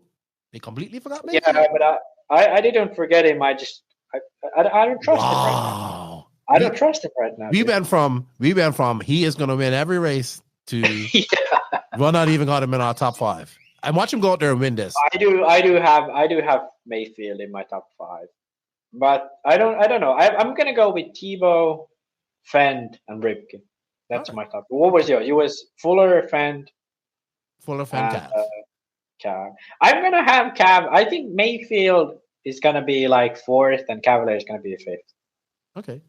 That's going to be my. It's going to be interesting. 5. It's going to be interesting. We're going to do a lot of racing. I'll be there. If you guys, I don't know what the deal is. I'll probably be in the booth a lot, commentating. But if you come up and say hello to me, I always say this to people. I don't remember everybody I talk to on Facebook. Just come up, introduce yourself, tell me your name. You know where we chatted. And just I love meeting people. So I look forward to it. I'll be hanging out with Axel too and Chris Morale night times. Because we're going to be staying together. So I'm excited. I'm excited. I went from going to my first nationals, doing some NNRC coverage of my second nationals, to actually calling a nationals with Scotty. I think it's going to be great. Thank you to Live RC for the opportunity. Thank you guys out there, because if it wasn't for you guys' support, I wouldn't be going to this. So Greatly appreciate it, and I look forward to it. I love the Nationals, love IFMAR racing. It's going to be fun. It's going to be fun. All right, Max, we are going to go on to the interview with Alex Sturgeon. We're going to come back, and we are going to do some hot race, hot laps, and a conclusion. And I want to thank Techno RC for their continued support. I wish them all the luck, too. I kind of want Techno to win their first Nitro national title, and it would be good. I do think, like, I'm not counting Mayfield out. Like, if he wins, like, I'm not surprised. But right, I would like right now, it's like I can't, like, from what we've seen this year, I can't be like he's gonna win, you know. But I wouldn't be surprised to see him. I get it. But I wouldn't be surprised at all. And thank you to Techno RC for the continued support. Thank you. Techno RC. Techno RC is a championship-winning manufacturer of high-performance A-scale, 10-scale, nitro, and electric RC buggies and trucks. With a worldwide dealer network, USA and Europe-based headquarters, comprehensive warranty program, and global race support, Techno RC is excellence in RC. View the full lineup of Techno RC race-proven vehicles by visiting www.technorc.com. Joining me this week in the virtual NNR studio, some of you people out there that listen to this may know this gentleman. This is my first time really talking to him, but I have followed him. He makes a lot of content. He runs probably one of the, man, I was looking at your shop that you guys have. You guys have a lot of stuff. We do have a lot of stuff. A lot of stuff. You also have one of the most successful series up there in Omaha with the Techno Winter Series that you have. You get some of the fastest guys in the Midwest up there. I like to call it Tebow's Kryptonite because he always goes up there and he just seems like he can't win up there. The Fullers and Van Dalen are really fast. Obviously, I know about this also through Ashton, stuff like that. He used to run up there. Coach Jeff, he'll be back. Yeah, I don't know, man. He's into like he's going to get out of school and going to make some money. Like he's into that. I know. So I told him that RC, once he gets in school, RC is going to be non-existent. He's like, no, I'm still going to do it. I'm like, oh, you watch. But Matt, welcome, Alex Sturgeon of Hobbytown Hobbyplex, is it? Or Hobbytown Hobbyplex. Yep, in Omaha, Nebraska. Okay, and are you from Nebraska natively? Yeah, I mean, technically, my parents are from Sioux City, Iowa, but we moved to Omaha early enough that I'm from Omaha. That's what I tell people. Okay. So we consider is Omaha. My geography is skewed. So is Omaha Midwest? Are we considering that Midwest? Yeah. So we call it Midwest. I always get into it with people I'm like that are like from Ohio and they call themselves Midwest. I'm like, you guys aren't Midwest, but is that East Coast? I think so, or close enough. Heartland. Some people call us in the Heartland. Either way, it works. Okay. We're basically Omaha's. If you look at a map, Omaha is almost smack dab right in the middle of the country. Okay. What is Nebraska famous for? Football, right? Corn. Is it corn? Corn, cows, and college football. Okay, that's what it is. Got you. All right. So you've been. I've first time I talked to you, so I really want to know your story. Yeah, first time I've talked to you in person, sort of virtual person. So before you had the Hobbytown Hobbyplex and all of this, I always have to find out, how did you first find out about RC? What's your RC experience? And what got you started in this crazy sport or hobby that we all love? So funny. So there's a Punky Brewster episode out there in the 80s that I know Rhonda Drake has talked about, and it's crazy how many people that actually like got into RC. So that was the start of it, and then my buddy down the street had an RC car action magazine, and I started just going to the Walgreens and picking those up, and then it took me about 2 years to finally get my mom to take me to the hobby store. And my first car was the Tamiya Falcon. It was like fourth grade, so probably 86 or 87, somewhere in there. And then my parents gave it one last go before they got divorced and moved me to Kansas. And as a consolation prize, I got a JRX Pro, and that's when I started racing. Okay. What track did you first discover over there in Kansas? It was called Scranton RC Raceway, and it was about 20 miles south of Topeka. And it was it was a tiny, now that I think about it, I mean, it was a tiny little dirt track. It was indoors though. So my mom, they had 2 sessions. They had a beginner session and like a pro session. And my mom would drop me off in the morning and then just leave me all day and then come pick me up at night. Oh, so you was just there all day. How old were you when you was doing this? Probably 11. Okay. So you were still, it was 11. You was my son's age. I don't know. Yeah. I mean, it was different times back then too. Yeah. Very different times. So you got into racing. What kind of happened after that? So parents moved back to Omaha about 9 months later. We had a tornado go over our house and my mom was like, I'm done. We're going back home. So my dad lived in Des Moines. I lived in Omaha. There was a track that would race on Saturdays in Omaha that I would go to. It was a Hobbytown, actually. And then in Des Moines, there were actually 2 tracks. There was Hobby Haven, which is still around, and Marble's Hobby Supply. And they raced on Saturday and Sunday. So when I was at my dad's, I'd take all my stuff and I'd race both Saturday and Sundays. And when I was at home, I'd race on Saturdays. The Rockbrook track shut down, and then a new track opened up. I kind of got out of RC for a little bit there because there was no real place to race. And even at that time, like just bashing outside didn't really appeal to me very much.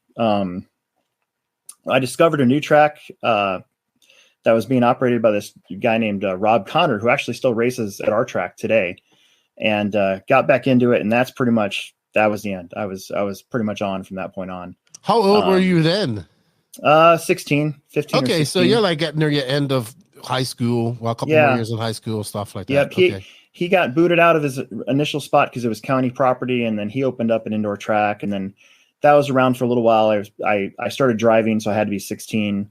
It was 1996. I went to my first national event. I went to the Nats. It was in Fargo, North Dakota.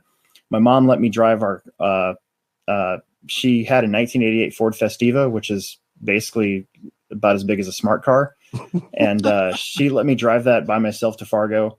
My dad traveled for a living, so he paid for my hotel for free using his points, and had flashes of greatness at that race. And I knew from that point on, that was the first time I'd ever seen Mark Pavidis, Gil Ossie Sr., Bob Novak, Jack Johnson was at that race. And I had asked him, I'm like, well, how can I get into this? How can I do what you guys do? And they told me, we got to build up a resume and got to win some races. So pretty much from that point on, like I was solely focused on going to as many races as I can, trying to build up a resume. A couple times I felt like quitting. I sold almost all my stuff in 2000, and a buddy of mine here in Omaha who passed away back in 2010, Dennis Johnson. He's like, just change brands. So I went from Losi to Associated, and then I got second at the Stock Nats in 2004. Okay, and got picked up by Team Associated. Around that time, Omaha didn't have a track, so I was running an outdoor track in Lincoln, Nebraska.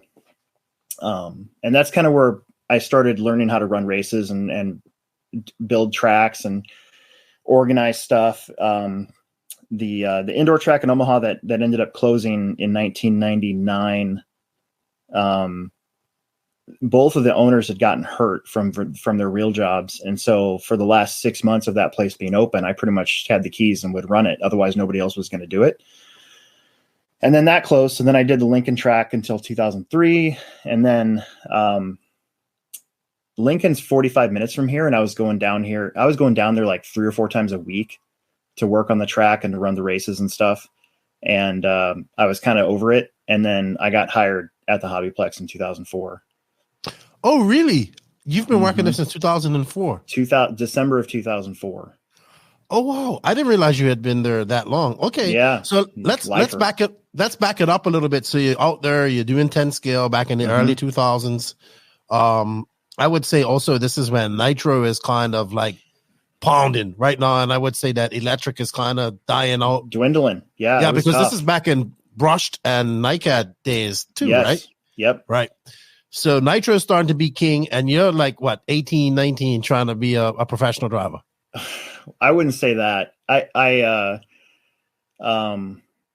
Well, what was your goal? I should say at that my time. My goal back then was to try to be a professional driver. Okay. I kept trying to go to nationals, so I went to the Stock Nats in '98. I actually did okay. That was a big race. It was in Denver, Colorado, Aurora, at Moore's outdoor track. Back then, it wasn't turf; it was actual dirt. Okay. And that was a huge race. And I think I made if I remember right, I made the C main and expert stock, whatever you call it now, stock buggy. And I think that went down to like an I or something like that. So I mean, it was a big race. At an electric race. At an electric race. Yeah. That was how big that was when it was still big, really big. And then it was big enough to where you could run mod nats and stock nats. Right. I went to the mod nats at M&M in '99 on my own. I worked at a telemarketing firm for like 3 months to make some money and bought the plane ticket myself and went down there, and I did horrible. It's probably one of the worst races that I'd been to. It was a real letdown because it was the mod net. So you were surrounded by all the pros. Right. And at the time I was doing really good in mod at home. So I'm like, I'm going to go down there and do awesome. No, that didn't happen. So that was kind of a reset. That's kind of when I started to get a little, thinking that nothing was ever going to happen, you know? And then, I went to the Cactus in 2000 and I made the A in stock truck and, actually made the B in mod 4-wheel drive too, if I remember right. I did really good in mod 4-wheel and then I didn't do good in the 2-wheel drive classes for some reason. And I spent a shit ton of money on tires. Like I think I went down there with a gangster roll of like $1,200 and it was tapped. Like it was gone by the end of it. That's 2000. That's a lot of money. That's 2000. Cause you were running I was running 4 classes and you were running, taper pins, red taper pins, and they were 1-run tires. So you think of all the practice you had to do, plus all the, all the qualifiers. And, so that was interesting. And then I went to the Florida Winter Champs in 2001 and I made the A in stock buggy, and I actually TQ'd around a stock buggy down there. And I thought that was the one. I thought that was the race where I was finally going to get my foot in the door at TLR and pick up a low level sponsorship and kind of go from there. And that didn't happen. And that's when I came home and I sent in my resume and I got denied again. And I'm just like, I'm out. This is stupid. This is back when you actually had it was not hard. Easy to get sponsored. Yeah, it was hard to be sponsored back then. And so I got disillusioned and then I got talked into buying Associated stuff. And then in 2004 I got my foot in the door at Associated, getting second at the Stock Nats. Scott Brown was one of the reps there, and I'm like, for Associated, I was like, is this good enough now? Can I make this happen? And that's when he got me a hold of Brent. And shows you how long Brent's been team manager of Team Associated. Very long time. And 8 scale. So I was running gas truck. I went to the gas nats in Action RC in 2003. And I blew out an idler gear while in a bump spot to get up to the D main. Running an Associated truck? Running an Associated truck. Okay. Yep. I ran Losi stuff, gas truck for a while in like 2001, and I just kept breaking it. Like, but the triple XNT? Yeah. Yeah. Like at Real RC, we were going down to Real RC in Kansas City to race. And those tracks back then, they were 8 scale tracks. They were big, giant jumps. When I hadn't gotten the nuance of rolling jumps with gas truck, I was bound to. So you're just trying to send it. Yeah, just trying to send it. So I'd break stuff. And then I went to Harlingen in 2005, the Roar Nats, and I was in the C main in gas truck.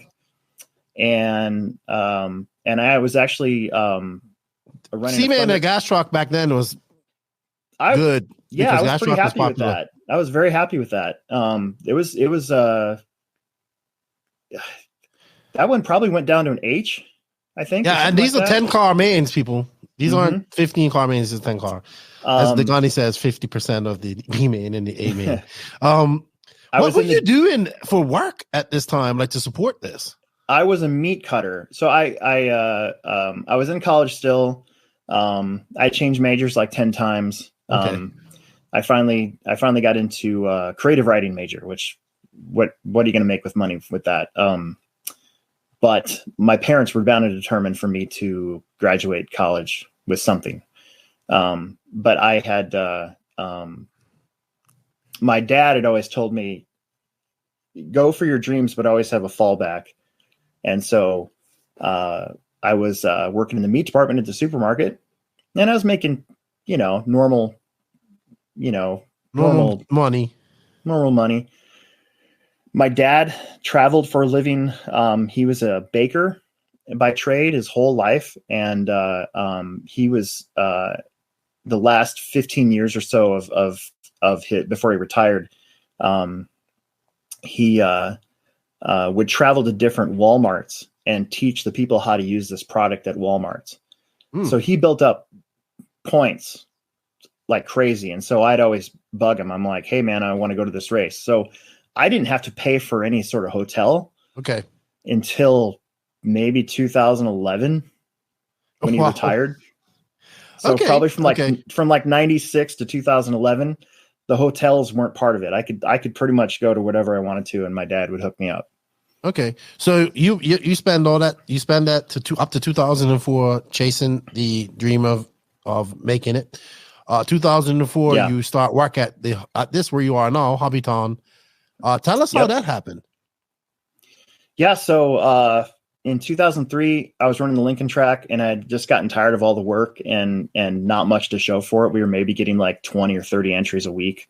And I was still lived in Omaha. So, I mean, that's a lot of fuel mileage. It's a lot of time to spend going back and forth. And then the Plex opened up. So the Hobbyplex came about because the on-road parking lot racing had gotten so popular that the owner of the Hobbytown, there was 2 Hobbytowns in Omaha. There was another guy, and we won't talk about him. And then there was us.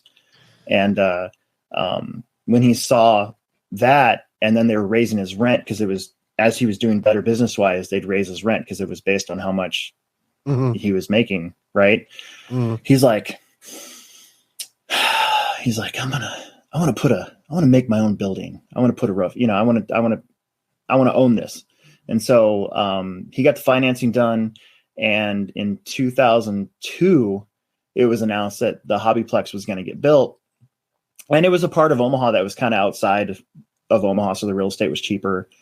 And it was a 10,000 foot carpet on-road track with pits, and then 7,000 foot sales floor. So the original building was 17,000 square feet.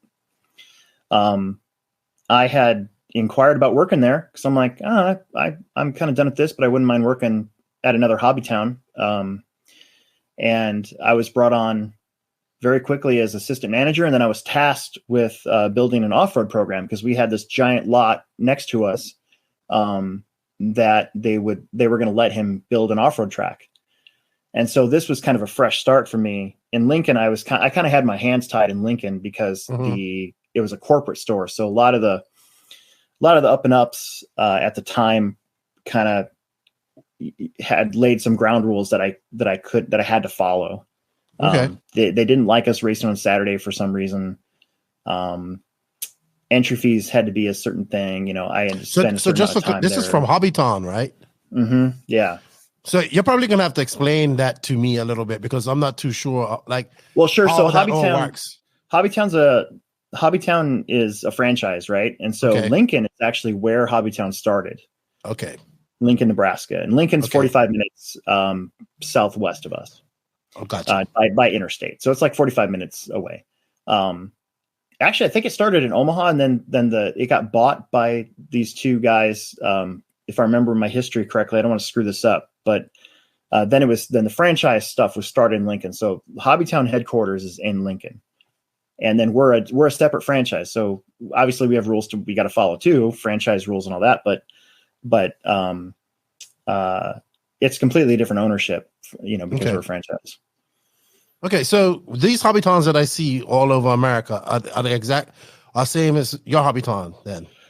Yeah, so each Hobbytown has a lot of autonomy on what they can focus on. So we're a big RC store. Gotcha.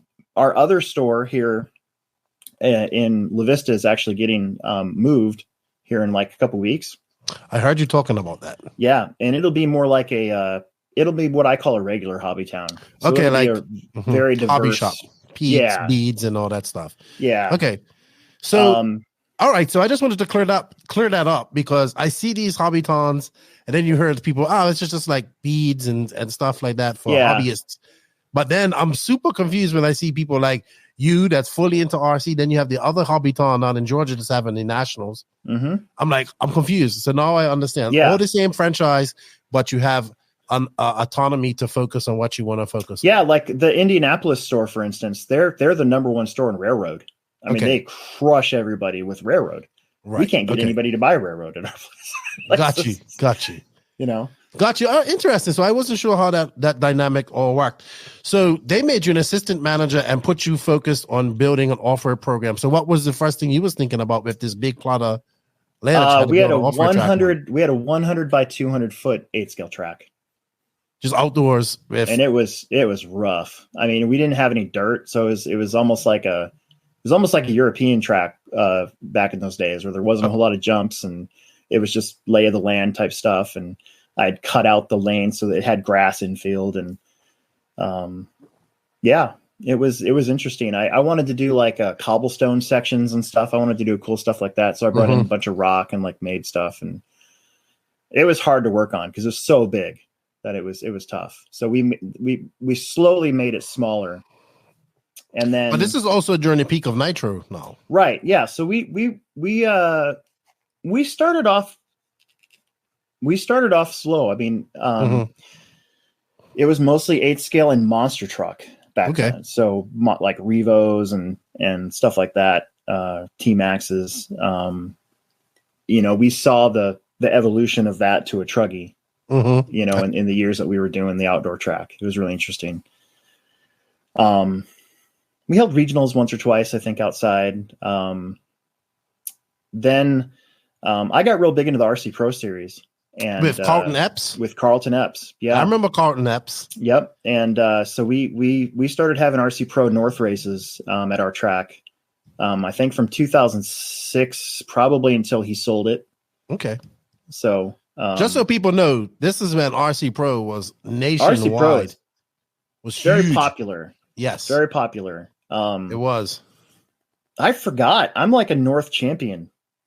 I went to the East runs in 2005, and then I went to he's looking for his trophy. Yeah, but Carlton Epps was where he did all of that on his own too. On his own, traveled so much. I asked him, how in the hell do you do this, man? I know. He sent me a bunch of shirts, and he even had a RC Pro down in Puerto Rico at one point. Yeah. So he did. He worked hard. He worked hard. Yeah. I met him a few times. Nice dude. It was like that. That was the only thing that we had close to, like, I would even say like a proper ranking system and all that stuff, because each division was split up, and then you all met at a finals. Yep. You had to qualify. You all met at a finals. Yep. At the end. I thought that was I would love to see it again. Yeah, I went to the the 06 finals when they were in Rockford in the arena there. I think Jared won both truck and both truck and buggy at that one. I know he won gas truck because I was in the main and he lapped me like 6 times. And then I went to the 07 and 08 finals too when they were in the horse arena in Denton, Texas. Yeah, I was out of RC at that point. Out for a little bit. But yeah, okay. So Carlton Epps, good old Carlton Epps. I wonder what he's doing nowadays. Yeah, I haven't know. heard about him in a long time. I haven't talked to him or seen him, or he's not even on Facebook. Yeah. Okay. So when you started in 2004, did you think like, okay, this is going to be me, like 21 years later? I guess 22 years later.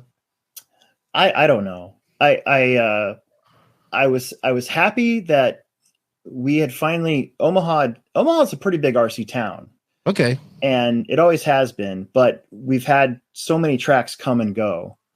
And because of that history, my focus was, okay, what have we learned from that? And the thing that I think we learned from that was, it was hard for parents to bring their young kids and trust everything that was going on. Okay. And so I really wanted to focus on local racing and beginners more than anything. And then if the pros or whoever, the good guys come, that's great. Mm-hmm. And like I said, we started off slow. I think our first summer series in 2005, before it was sponsored by Team Associated and before it was indoor, of course, I think we had 5 classes, and it was, 8-scale buggy, monster truck, gas truck, Plex spec, which is our beginner class, and then like a stock truck class. Okay. And then it grew from there. And in 2007, we got booted off the land because they finally sold it. So there's a place right next door to us that sells like Christmas lights, and they're on our old track. And so the outdoor track that you had, the outdoor track. Yeah. So okay, they have a store that sells Christmas lights. Yeah. It's on our old original track. That's where that's at. I stunned that they have a store that just sells Christmas lights. Yeah. Yep. There's actually like 3 of them in Omaha. It's freaking crazy. You want to know about how the hell do you stay open? But they sell lights for like Valentine's Day, Halloween, Christmas, all that stuff. It's really bizarre. Okay. Anyway, so the owner had, the Plex is here. The owner had the option of picking up this land here. Mm-hmm. He had first dibs on it. And so we moved down to here, and, every once in a while, I'll post a video that I find from the old track. That's where we held the 2009 electric Nats, and it was on a hill. Really? So the driver stand was here, and then it went like this and down. Okay. And it's really cool because it had levels, just like our track does now with all the elevation. That's where that elevation came from, because it was on a hill like this. And so we did that from 2007 to 2011. And a lot of RC Pro Series races. We held the Roar Nats there in 2009. That was a learning experience. I wish I could have that race back. The fuel Nats you had there? Electric. Okay. But I didn't think we were ready for to bid on the 8. We had a shitty pit lane. Up until this last year, it's been the same exact pit lane. Oh, really? Yes. So, I didn't think we were ready for that. So I put in for the electric one. The E-Nats, man. Then like the E-Buggy Nats. The E-Buggy Nats we've held twice. That was our first race on the indoor track in 2000. Okay. So I'm getting ahead of myself. Okay. Yeah. Okay. Yep. So it just sort of happened that this is what I ended up doing with my life. I don't know. Yeah. Same. Look, dude, I fully understand. I 100% understand. I still get to race. And I mean, seriously, I have raced every single weekend, probably since 2005. Wow. So I still get to do what I love. I'm just getting paid for it in a different way. I'm not getting paid to race. I'm getting paid to run the races, manage the race, manage the store, so. We're going to talk about more of this tour. So when did it? So 2011, is that when the roof came? Right. So in 2009, we got rained on a lot, and the Nats, the owner was really bummed out because I had taken 2 weeks to build the track. We were going to have a grass infield. All this stuff was going to happen, and then it rained on us. I mean, it was bad. It rained on us for like 5 days straight. Washed the track out. I mean, it was a scramble to get going. And it almost ruined the race. We were lucky that, if I remember correctly, Wednesday, it finally broke and we had sunlight all the way through. It rained a little bit on Saturday, but we got the race in. And it was at that race that the previous owner, I say previous because we have a new owner as of last year. So the previous owner, he was like, we're going to put a roof on this. And I'm like, are you sure you want to do that, dude? Like, because RC people can sometimes be kind of weird, You could have a great turnout for 2 years and then all of a sudden, nothing, Right. And but nope, he was bound and determined. So construction started.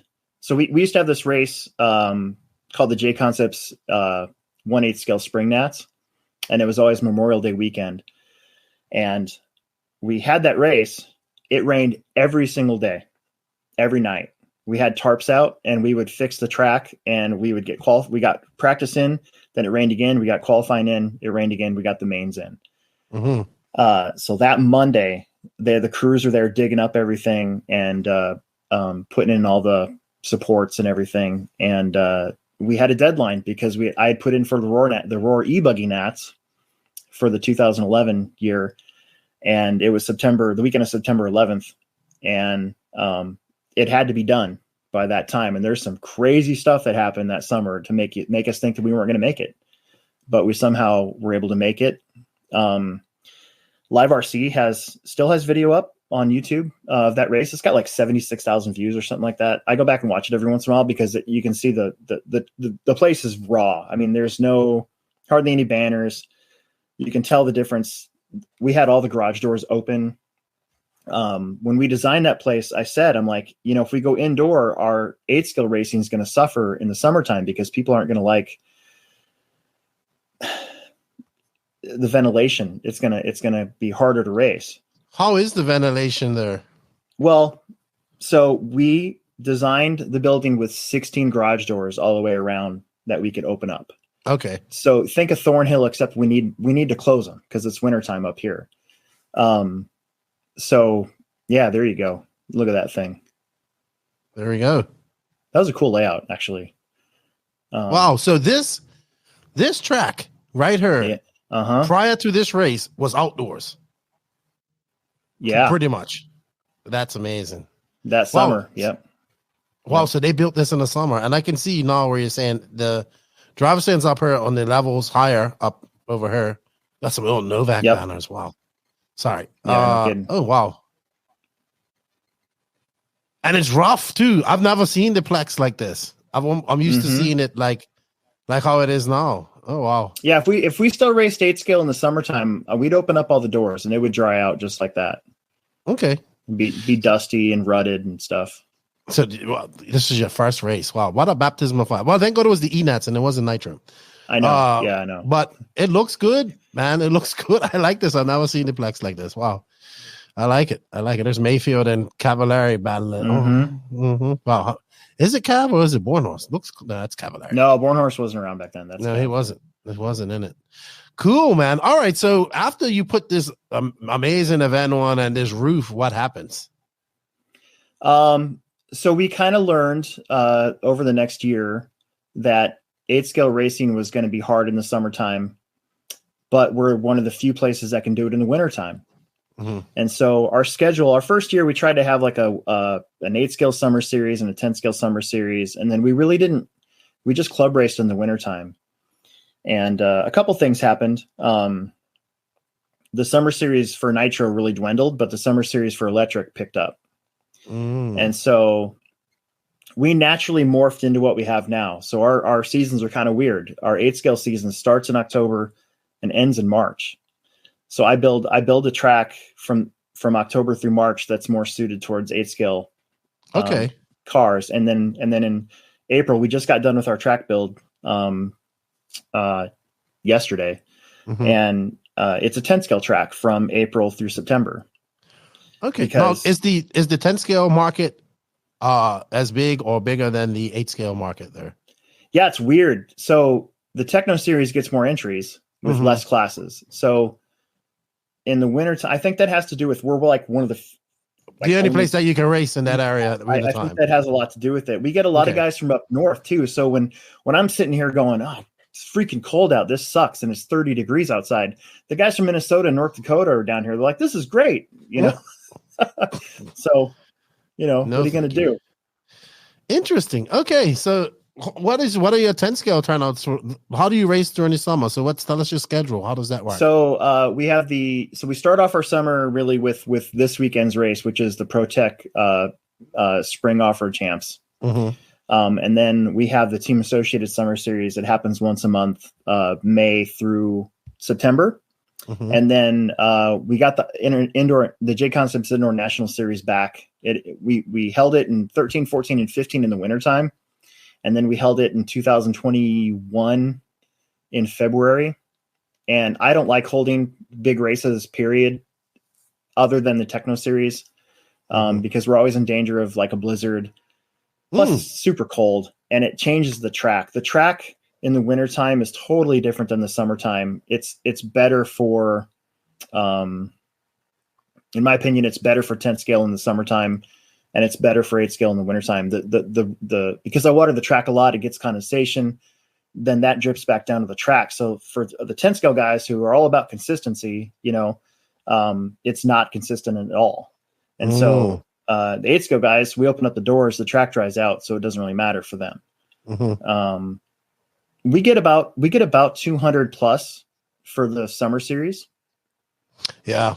But you got some heavy gun, you got some big guns at the Techno Winter Series though. Yeah, the Techno series brings out usually Mason. The last couple of years it's been Mason, Seth, and Jared. Yeah. Every once in a while Wiggins will come up, which is cool. People love it. Everybody that I talk to loves it. Yeah, it's hard. It's hard because it is an indoor track, so we're using clay compound indoor tires and with tire sauce. Okay.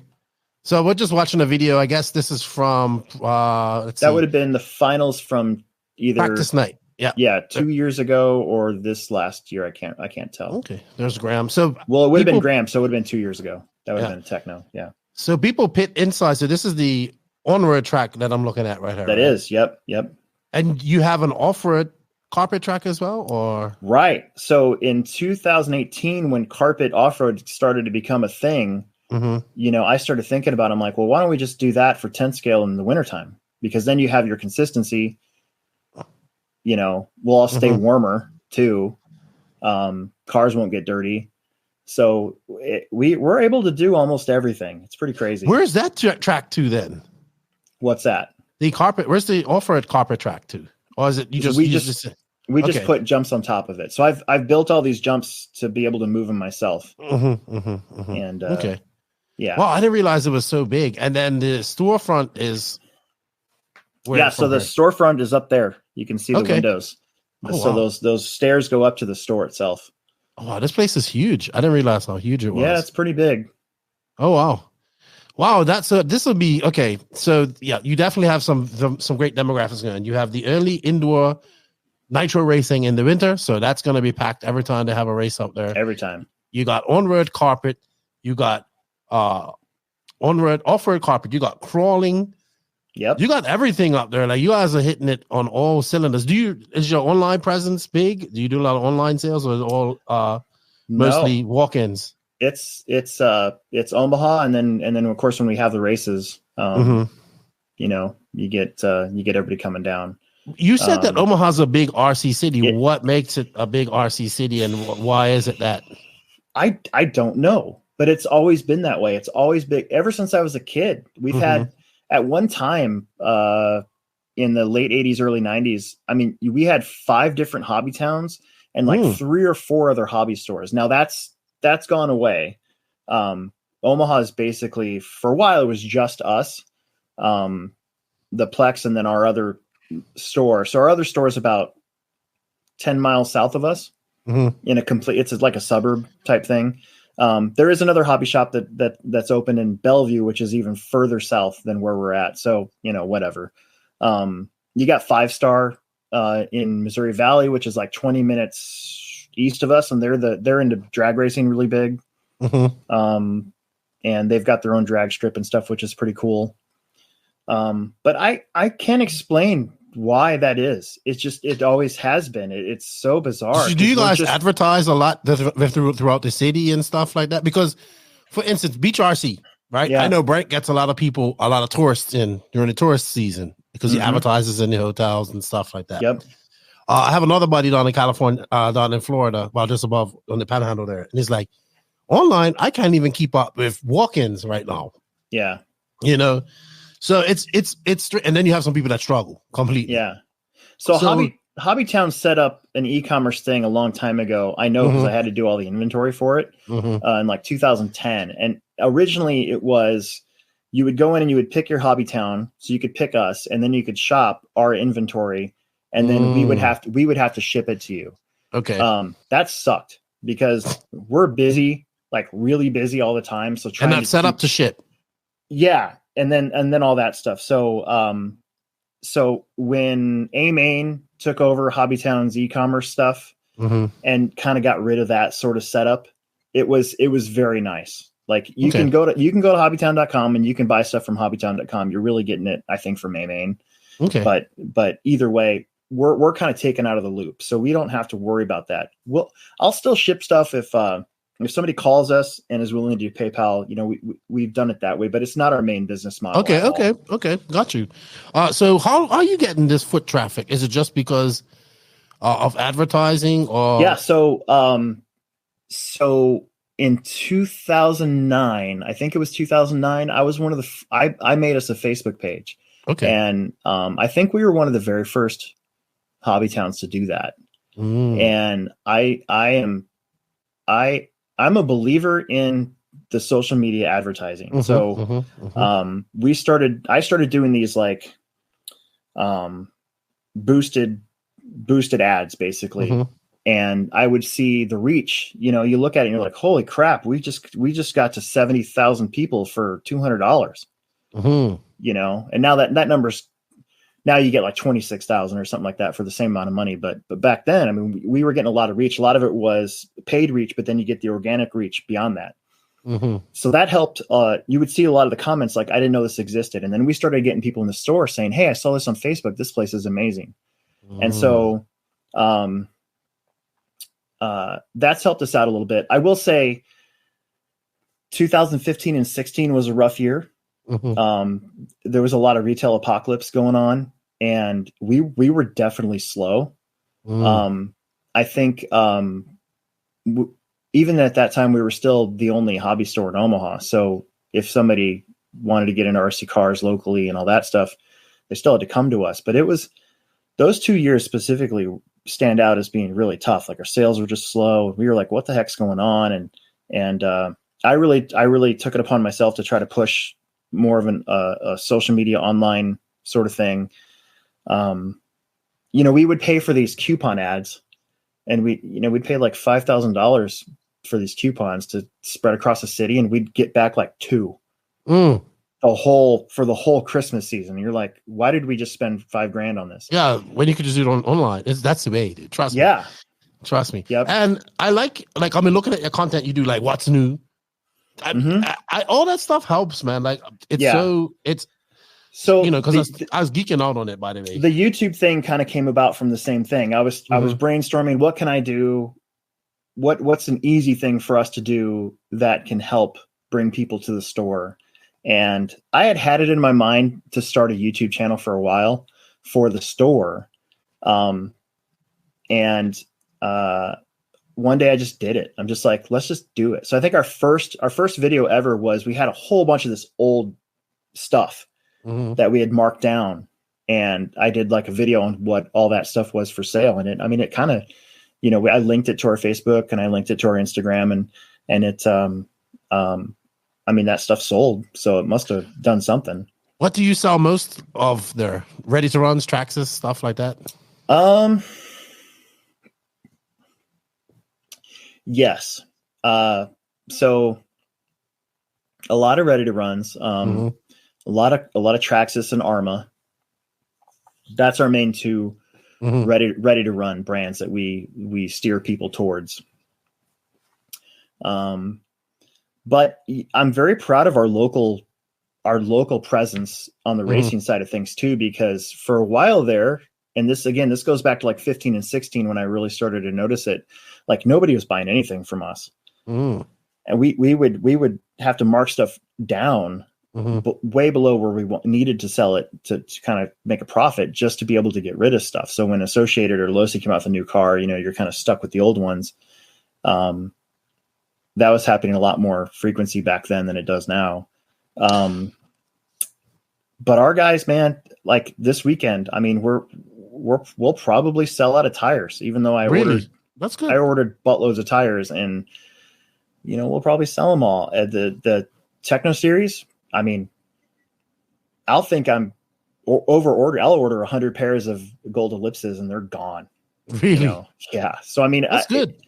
You know, there's definitely a good loyal group, which is really good to see, because you put all this work in. You would hope that would translate at least a little bit. I will say too, that when online sales started becoming taxed, I think that helped us out. Right, because people did that to avoid the tax, right? And now they could just say, I could just go drive it and pay my local A lot of tax. times, even if we were cheaper, they'd be like, well, yeah, but the tax is going to be like $30. I can buy that on Amazon or eBay or whatever and not be taxed. So I think that also, that was right around that 2015-16 time frame. I think that had something to do with it as well. That's just what I saw. Do you get much people coming in there saying, I want to race? And what do you do with people like that who have no RC experience? Sure. So we have a beginner night. I call it Family Friday Off-Road. We try to do that as many Fridays as we can. So obviously this weekend, because of the Pro Tech race, we won't be having Family Friday Off-Road, but so our Plex spec beginner class, I didn't want to call, a long time ago, I didn't want to call novice, and I didn't want to call it sportsman. I didn't want, I wanted a brand name for us. And so in 2005, for our first summer series, I came up with Plex spec. There's nothing spec about it. It was just a cool name.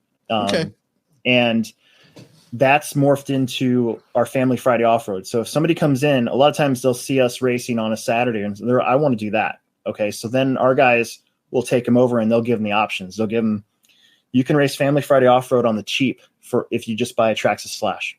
It's super easy. Buy this and an extra battery and a good charger, and you're going to be good to go. You're going to be really happy. Lots of upgrades. It's pretty tough, or they'll show them, here's a B6 and a 5.0 low-C car. Yeah, they're expensive up front, but they handle better. And then you can move up from our Plex spec beginner. You can just take this car and automatically jump into our independent two-wheel drive class. So I've tried to split it up so you have Plex spec beginners. And dude, seriously, on a lot of times in the wintertime, especially, we'll get 5 full heats of Plex spec. So we're talking like 50 cars. I always thought that if you can pick off like 5 of those people every 5 season, of this, that are hardcore. They'll turn into those hardcore Saturday racers. And it's taken a little while, but I feel like we've finally gotten there. We have finally got this cycle where even if we lose some of the hardcore guys, eventually they're getting replaced by some of these kids that have just been enamored by RC, and their parents are cool with it because we have this environment where they feel comfortable bringing their kids, especially on Fridays. There's a lot less adulting going around, How many people work there? We got about 10 between both stores. Okay. And I was watching, you have a lot of stuff that I kind of like. You have toy action figures. Maybe not. Yeah. You have Legends and all that stuff, or just Bandai and all that there? It's pretty much Bandai. Okay. That's been a game changer for us. We're actually known in Omaha as the Bandai store. Really? And the funny thing is Lincoln, Lincoln's focus, Lincoln has a Hobbytown that's not corporate either now. Their focus is on gaming and Bandai. And we have really hit the Bandai stuff hard. And with the new ownership, I was kind of put in charge of the gaming section, even though I know nothing about it. I'm learning. So we've had a little bit of gaming stuff. I brought in some action figures here and there. We've gotten kind of hosed on a lot of that stuff.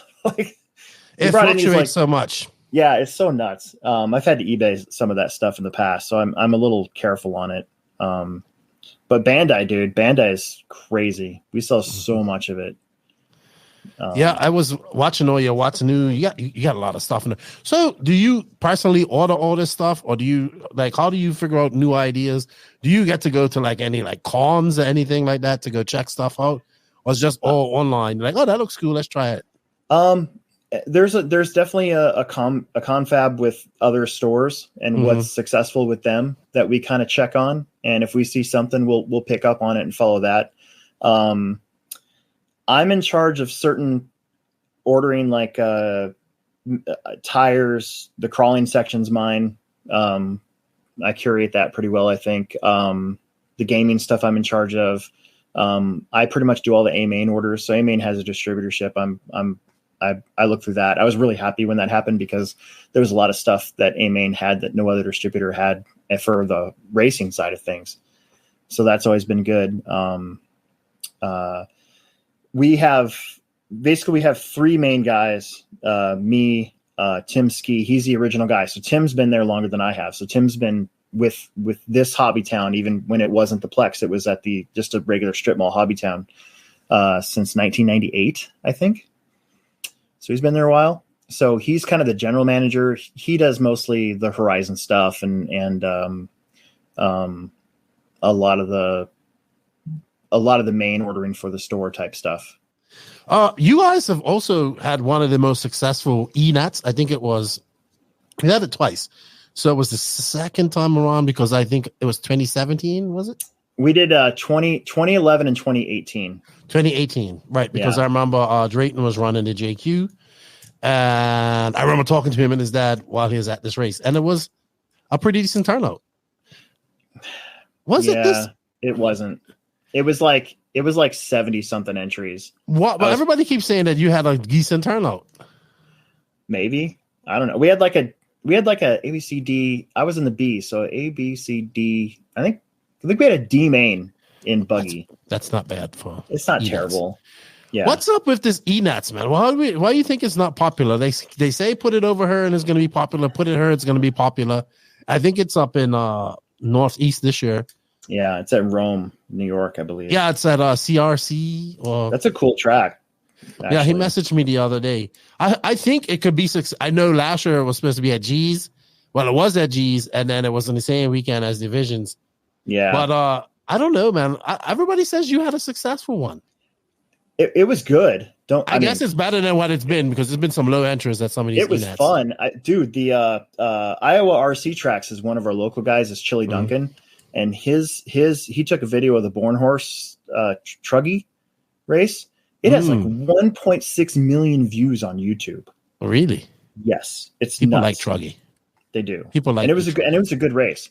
I thought I built a pretty freaking dialed track too. So, how about that? When you build a track, where do you get inspiration from? I try to sketch out something that I've never done before, and I start with that, and then I just kind of, figure it out from there.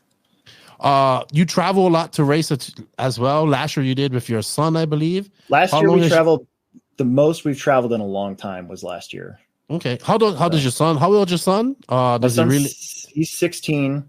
Okay. He's gotten really hard back into RC. For a little while there, he was kind of out of it, doing other stuff, which is totally cool. I'm okay with that. My son's very, when he focuses on something, he focuses on just that for a while, and he gets really good at it. So it's cool to see him having some success and stuff. And I honestly, my parents never really had any money, and never really knew about RC even back then. I mean, there was only a few races. The Cactus was one that always came to mind, the Florida Winter Champs and the Roar Nats back when I was young. So even some of those regional races and stuff that were around, I never really got a chance to travel. So I like being able to provide that for Emerson. That's my son. Something we can do together too until he gets old and moves out and does his own thing. But do you still enjoy this? Yeah. After all these years, you say you race every weekend. You still enjoy racing? Yeah. Even when I don't want to, I'll race. Yes, I do. I still enjoy it. I can get frustrated at times because I sort of peaked probably like 2015 in my own psyche. But that being said, last year I had a really good year. I won the 40 plus class INS for the season. So I was pretty happy with that. Made the A's in all the 13.5 four-wheel drive expert classes. That was a goal of mine, and made that work. Emerson freaking made the A at the finals without me working on his stuff, So that was a success in my eyes. How about non-racing RC? Do you have anything that you like that you would like to try? Or I'm sure you tried every type of RC there. Yeah. So I've got drag cars. I like rock crawling a lot.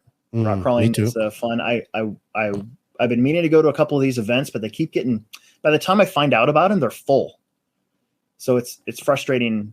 And then in my own mind, it's like I have trouble bringing myself to travel to certain things like carpet off-road for me. Mm-hmm. Like I got a chance to travel to a carpet off-road race at RC Pit Stop in Wichita, or Newton, Kansas, basically Wichita, but I was being paid to be the announcer. So I got a chance to do that, but I don't know if I do that on my own. I still want to go race on, if I'm going to travel, I want to race on dirt, Okay. It's kind of the same thing with crawling. If I'm going to travel, I don't know if that's something I'd, travel for, spend a whole weekend of expense on that sort of thing. I fly RC planes. That's pretty fun. There's a field not too far from here. Besides RC, I fish and I ride my mountain bike when I can. Other than that, I just work, Work. How often do you work? What's a day like for you? What time do you start? What time do you finish? My current, I have Mondays off. Okay. My wife works every Monday, so I've had Mondays off ever since Emerson was born because I was supposed to take care of him that day. And then Tuesdays are usually like a half day. We have Tiny Tuesday off-road. It's 1/18 scale racing. Mm-hmm. So I'll usually wander into work if I don't need to do anything to the track at like 2, and then stay till 8:30 or so. And then I work all day Wednesday, Thursday. Friday's pretty much an all day because I run the races Friday. Saturday's pretty much all day because I run the races Saturday. And then Sunday we're open noon to 6. So interesting stuff. Pretty full. The life of a hobby shop man. Yeah. I mean, it's, it is what it is. What about RC? What do you think about it? What do you think about racing right now? Is there anything you'd like to see change? Is there anything you'd like to see improve? Is there anything you'd like to see different? Yeah. What do you like? Boy, I always thought that, I've always kind of thought that 8 scale has been the most real type of racing that we do because of the pit stops. Is it because of pit stops and stuff? Yeah. Yeah. And just the sound and the gnarliness of everything. I'd like to see a series or something, but there's so many commercial races out there too now that it's, when I was on the Roar. So I don't know if you know this, but I was Roar comp director from 2014. Really? Yeah. From 2014 to 2018. And I pitched a lot of ideas to the XCOM in that time period. You should slide back up. There's the big things going on in Raw with the new president. So I had a legit, for the first time in my life, I had a legit panic attack because stuff was going down at one of the, I don't want to mention it, but the race, but something was going down at one of the races and it was getting blamed on us and me specifically. Okay. And I'm like, I'm out. I don't need those stressors in my life, like I'm already busy enough with my stuff, my store, my job and everything. So that was kind of the end of that for me. I've been Roar region director in the past. I've been on a couple of committees and stuff, but I've always thought that it'd be cool to have some sort of series. I understand why we don't do it right now, but I think that would be interesting. Imagine if RC Pro Series came back like Hartman, but did it right now. It'd be very hard. Because there was so many less races back then. Yep. There was a lot more open time, and I don't know. I think I'm kind of biased, but I think the J Concepts Indoor National Series strategy of having an independent class where there's no sponsors allowed, and then an expert class where you can separate those guys out. I think that's why that series gets a lot of good races. Does the independent classes in those series get pretty full? Yeah, they do. And shoot, I think this weekend's race, our independent classes are going to be more full than the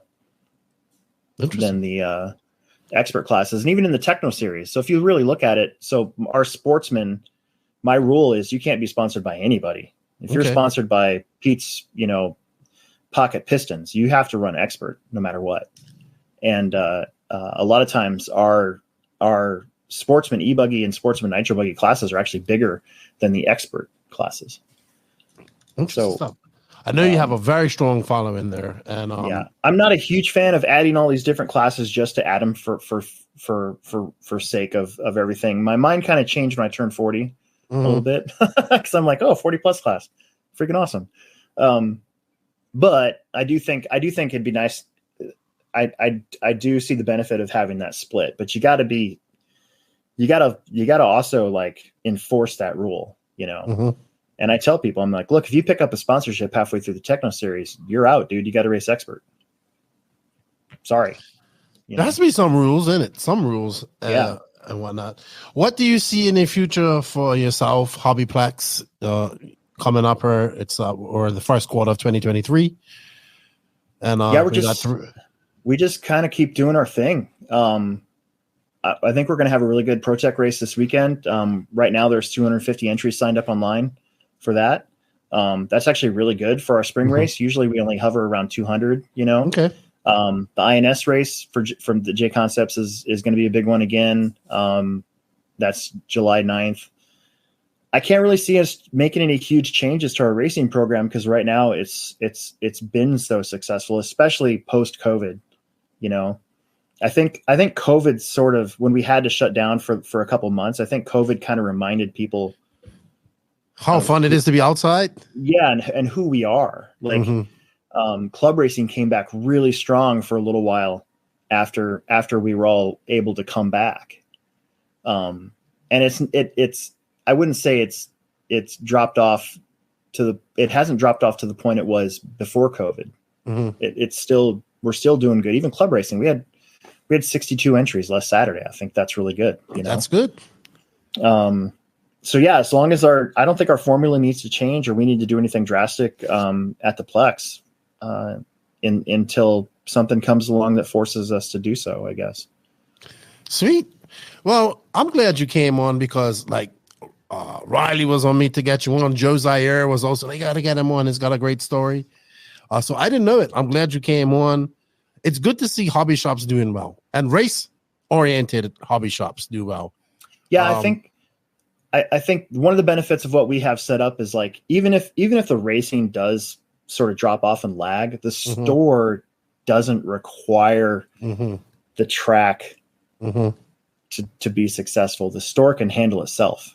You know, the racing is extra, I guess. Yeah, I agree. And we have to support this or we won't have any places to race. For sure. I agree with that one. We have no place to race where I am. So, yeah, I know all about that. There's been a few times in Omaha where there's been no place to race, and it sucks. Yeah, I tell people all the time, like, when people complain that a track's like 3 hours away, I'm like, I have no track. Yeah.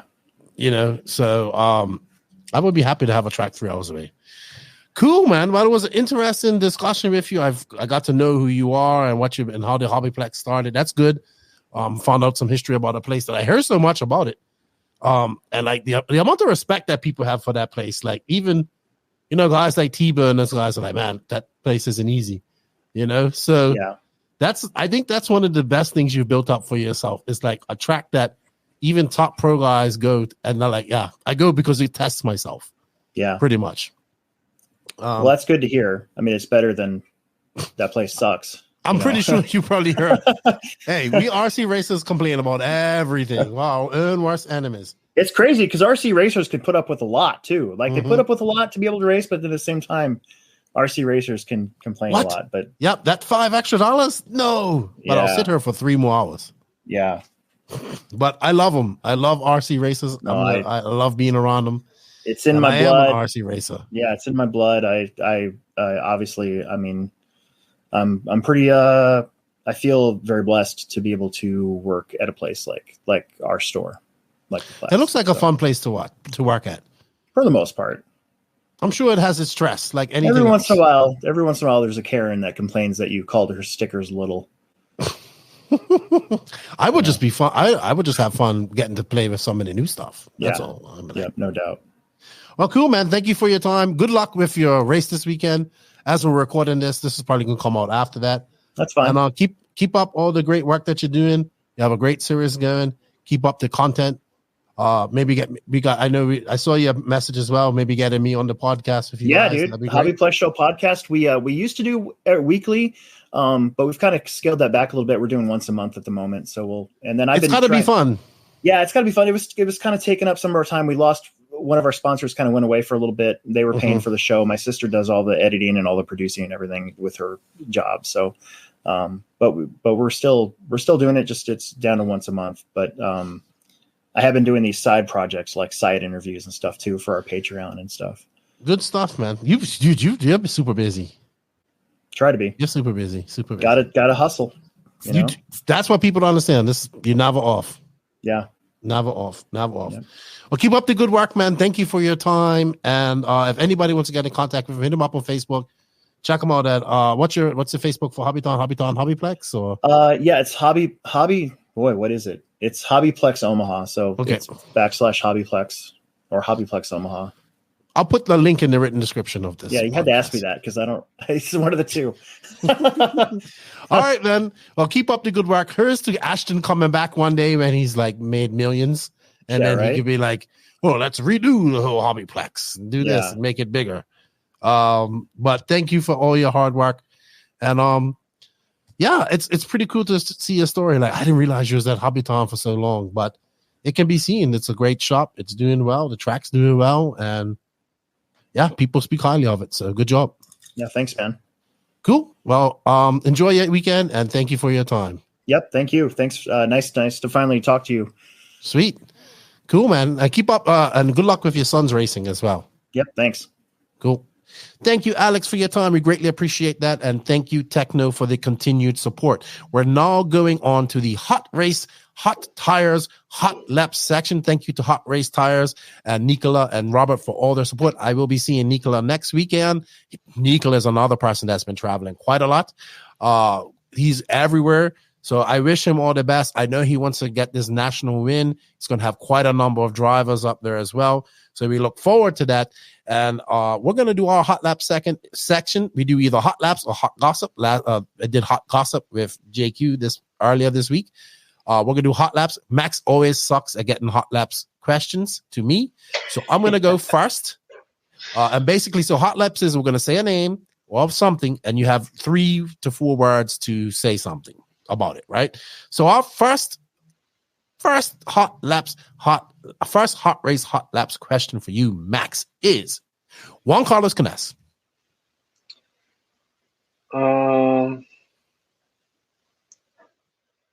Very impressive at the moment. That was 4 words. That's fine. That's fine. Second up is World's 10 scale warm up.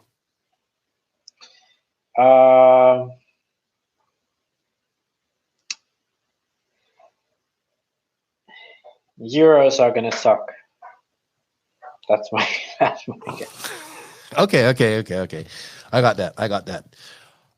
Over under on Killix and X-Ray, and somebody from X-Ray getting into trouble at the 1/8 e-buggy Euros coming up next month. Very, very, very high. I mean, there is gonna be some people. I mean, for sure.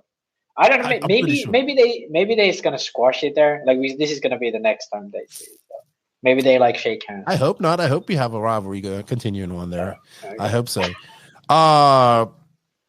Okay. Let me think. Because we have this Visions race coming up. I think all the top names are going. What do you think about the Visions race this year and what it will do for RC? Very excited. Very excited. I was impressed last year. I was impressed. Yes, and I think it's great. All of it was great. Me too. AMS 2023. I'm on the hype train. There we go. I like that. I would like to go. I would really like to go. Well, we need to work on that. We need to work and see if we can get you over there. I mean, if I suck at driving, then I don't want to go. But if I can sit on the table and answer people's questions. Yeah, maybe I come just to hang out. But if I have some good results in the summer, I'd really like to go, man. Well, let's go to that. Finnish Nationals Round 1. your I'm prediction? gonna win. Okay. I'm gonna win. Okay. No, you're not scared of Paco at all. No, he's he doesn't do good at this track too. But he's also like I don't know. He kind of like he can be mentally beaten, you know. Like when I just like when I ride behind him and then I just like catch him, then he's just like his brain just melts, you know. Okay. I'm gonna have one more. Maybe you don't have any for me, so I'm gonna do one more, and we'll go from there. And we'll leave it if you don't have any for me. I have at least one. Okay. I had one, but I forgot it. International Buggy Challenge. Biggest race in Europe at the moment. It used to be Neo Buggy, but IBC is the new Neo. There we go. All right. So what questions for the hot laps, hot race, hot laps do you have for me? 3 words that come into mind from Roar National Champion. Raw National Champion. No, but like prestige. I would say prestige. Pride. It's going to be more than 3 words. Remembering why we need Raw. There we go. Yeah. Remember why we need Raw. 4 words. You know, like, okay, let's put it. I'm going off topic, but like nobody remembers, you know, that this guy won this race 3 times. You know, nobody's like, this guy has won this. Like, but you know that Ryan Mayfield has only 2-time Royal National Champion. Yeah, I get that. You know, I get that. Then another one. 10 scale on slicks. Very difficult for Euros. Yeah, pretty much same answer as I had. But yeah, agreed.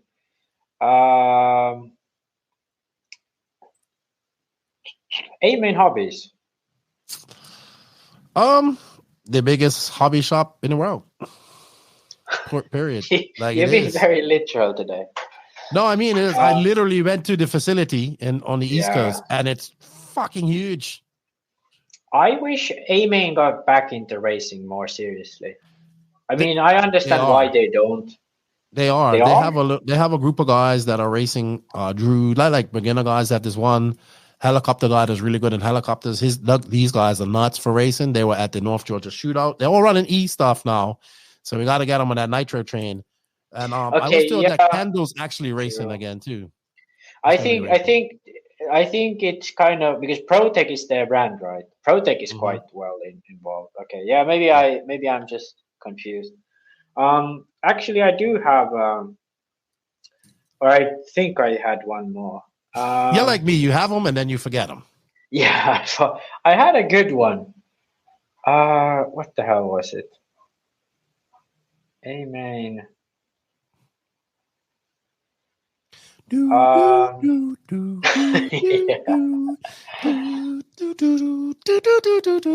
forgot it. All right, we'll leave it at that. If you guys have any hot race, hot laps questions for us, shoot me a message, shoot me an email, hit us up in the DM, hit Max, all that stuff. Max, I'm going to play one thing before we leave. Hopefully it doesn't get me demonetized, but I meant to play this in honor of Rupert Pumpernickel's, aka JQ, turning 40, and him just not shut. He actually was attentive for 3 hours this week, which was really good. And then he was on his rant when he really perked up. But I have a great hot race question. JQ as a child. Well, I don't have a 3-word answer for this, but I'm sure this upcoming clip will explain it all.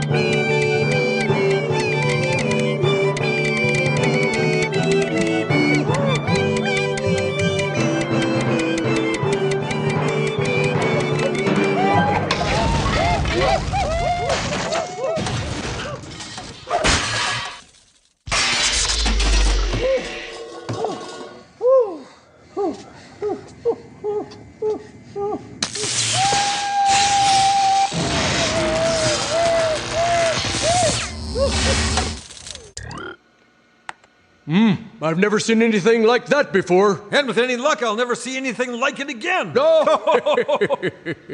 Play it again. Oh, right. That pretty much wraps up JQ as a child. He's still a child. He's 40, but he's actually probably got the brain capacity of a 14-year-old, in my opinion. But that is the Ode to Beaker. I meant to play that last week. Happy belated birthday to you, JQ. May you never grow up because you keep us entertained. Max, thank you for your time. It's been a great chat with you, great catch up with you. The Beaker was even playing the violin there. You know? I know. Just like JQ's. Yeah. How much? Actually, how many likes do we need to get to have JQ play a song on the violin on the podcast? You know what we need people to do? We need to get people to comment that on this podcast, on YouTube and Facebook. Go on Joseph's Instagram. That too. And say, and then we need to clip this actually. Yes, we do. We'll clip it at the end. We need to clip this moment. We'll clip it. We want to get JQ to play the violin on. Yes. And we need to have the picture of him in a tuxedo and all that stuff that he had from young that is so embarrassed to show. And he has to play it on this part. I mean, he plays his own violin and beats his own drum enough. And all he does is me. So he is definitely like Beaker, but not, and he's clumsy and he's accident prone. And probably everything in that video has happened to JQ at some point. Yeah. So Joseph, everyone's going to send this clip to Joseph on Instagram. Just spam him with this clip and he will have to play that song you just saw in that video on violin while on the podcast. Okay? There we go. That'd be good. Max, thank you for your time. Alex, thank you for your time. BJ, thank you for your notes. You guys out there, thank you for all the continued support. One love to everybody. We can't do this without you guys. We're gaining traction. We're getting to races. We're doing all this stuff. Let's get Max to AMS somehow, some way. Hit up some of those GoFunds there and help those people out. If you guys think of a very cool food challenge, not the toe of Satan. I will not do that again. Not cinnamon based either, please. I'm allergic to cinnamon now. Maybe I'll do cinnamon. I'm looking to do something crazy. It's fun. I want to raise money for somebody that needs it. Hit me up if you have any ideas for that. Don't forget to, if you are a patron of the podcast, thank you. I appreciate that. Thank you to all the NNRC squad in the world. If you wish to be a patron as well, or YouTube member, go in there. It helps us out a little bit. And if you can, use the affiliate links and coupon codes in the written description from these awesome companies that support us. They are Invisible Speed, High Tech RC, Sun Pedal USA, Sidewinder Fuel, Mayako, Hot Race Tires, Beach RC, Clinic RC, Techno RC, Ignite Design RC, Bringing Back Gas Truck, Racecraft USA, House of RC. Shout out to my good buddy Danny Paz at WRCE, Lance McDonald and all my Florida RC family at the Florida RC Championships. Shout out to our racers, our drivers. They are Jared Tebow with JTP, 36 Mood with Robert Badier, David Runnerfalk Racing, and of course the Doctor Alexander Hagberg. Max, good luck at your nationals this weekend. I have a feeling I still feel like Pekka is going to beat you, but I hope for your sake that you win, because if you don't win, you ain't going to hear the end of it from the people out in the internet world, the algorithm. Yeah, I kind of have to win, You do. But I mean, I'm gonna say I already have excuses lined up if I don't. So there we go. You sound like you're pre-JQing. JQ always has an excuse. For the man who doesn't like excuses, says there's no excuses, he has quite a lot of them. Yeah. Good luck to everybody at the World's Warm-Up. Good luck and safe travels to wherever you're traveling or racing to in RC. Remember that RC is awesome. Let's all be RC ambassadors. Let's be proud of what we do. And let's show the world what we're doing, because RC is freaking awesome. I love it. And RC racing and the community that is involved in it. I love you guys. Thank you for all the support. Max and Lefty, we know Nitro's the glory. E-Buggy pays the bills. If you ain't riding, you're sliding. Max and Lefty, you get to salute people now, Max. So, your camera didn't die. We're out. Thank you, guys. Thank you.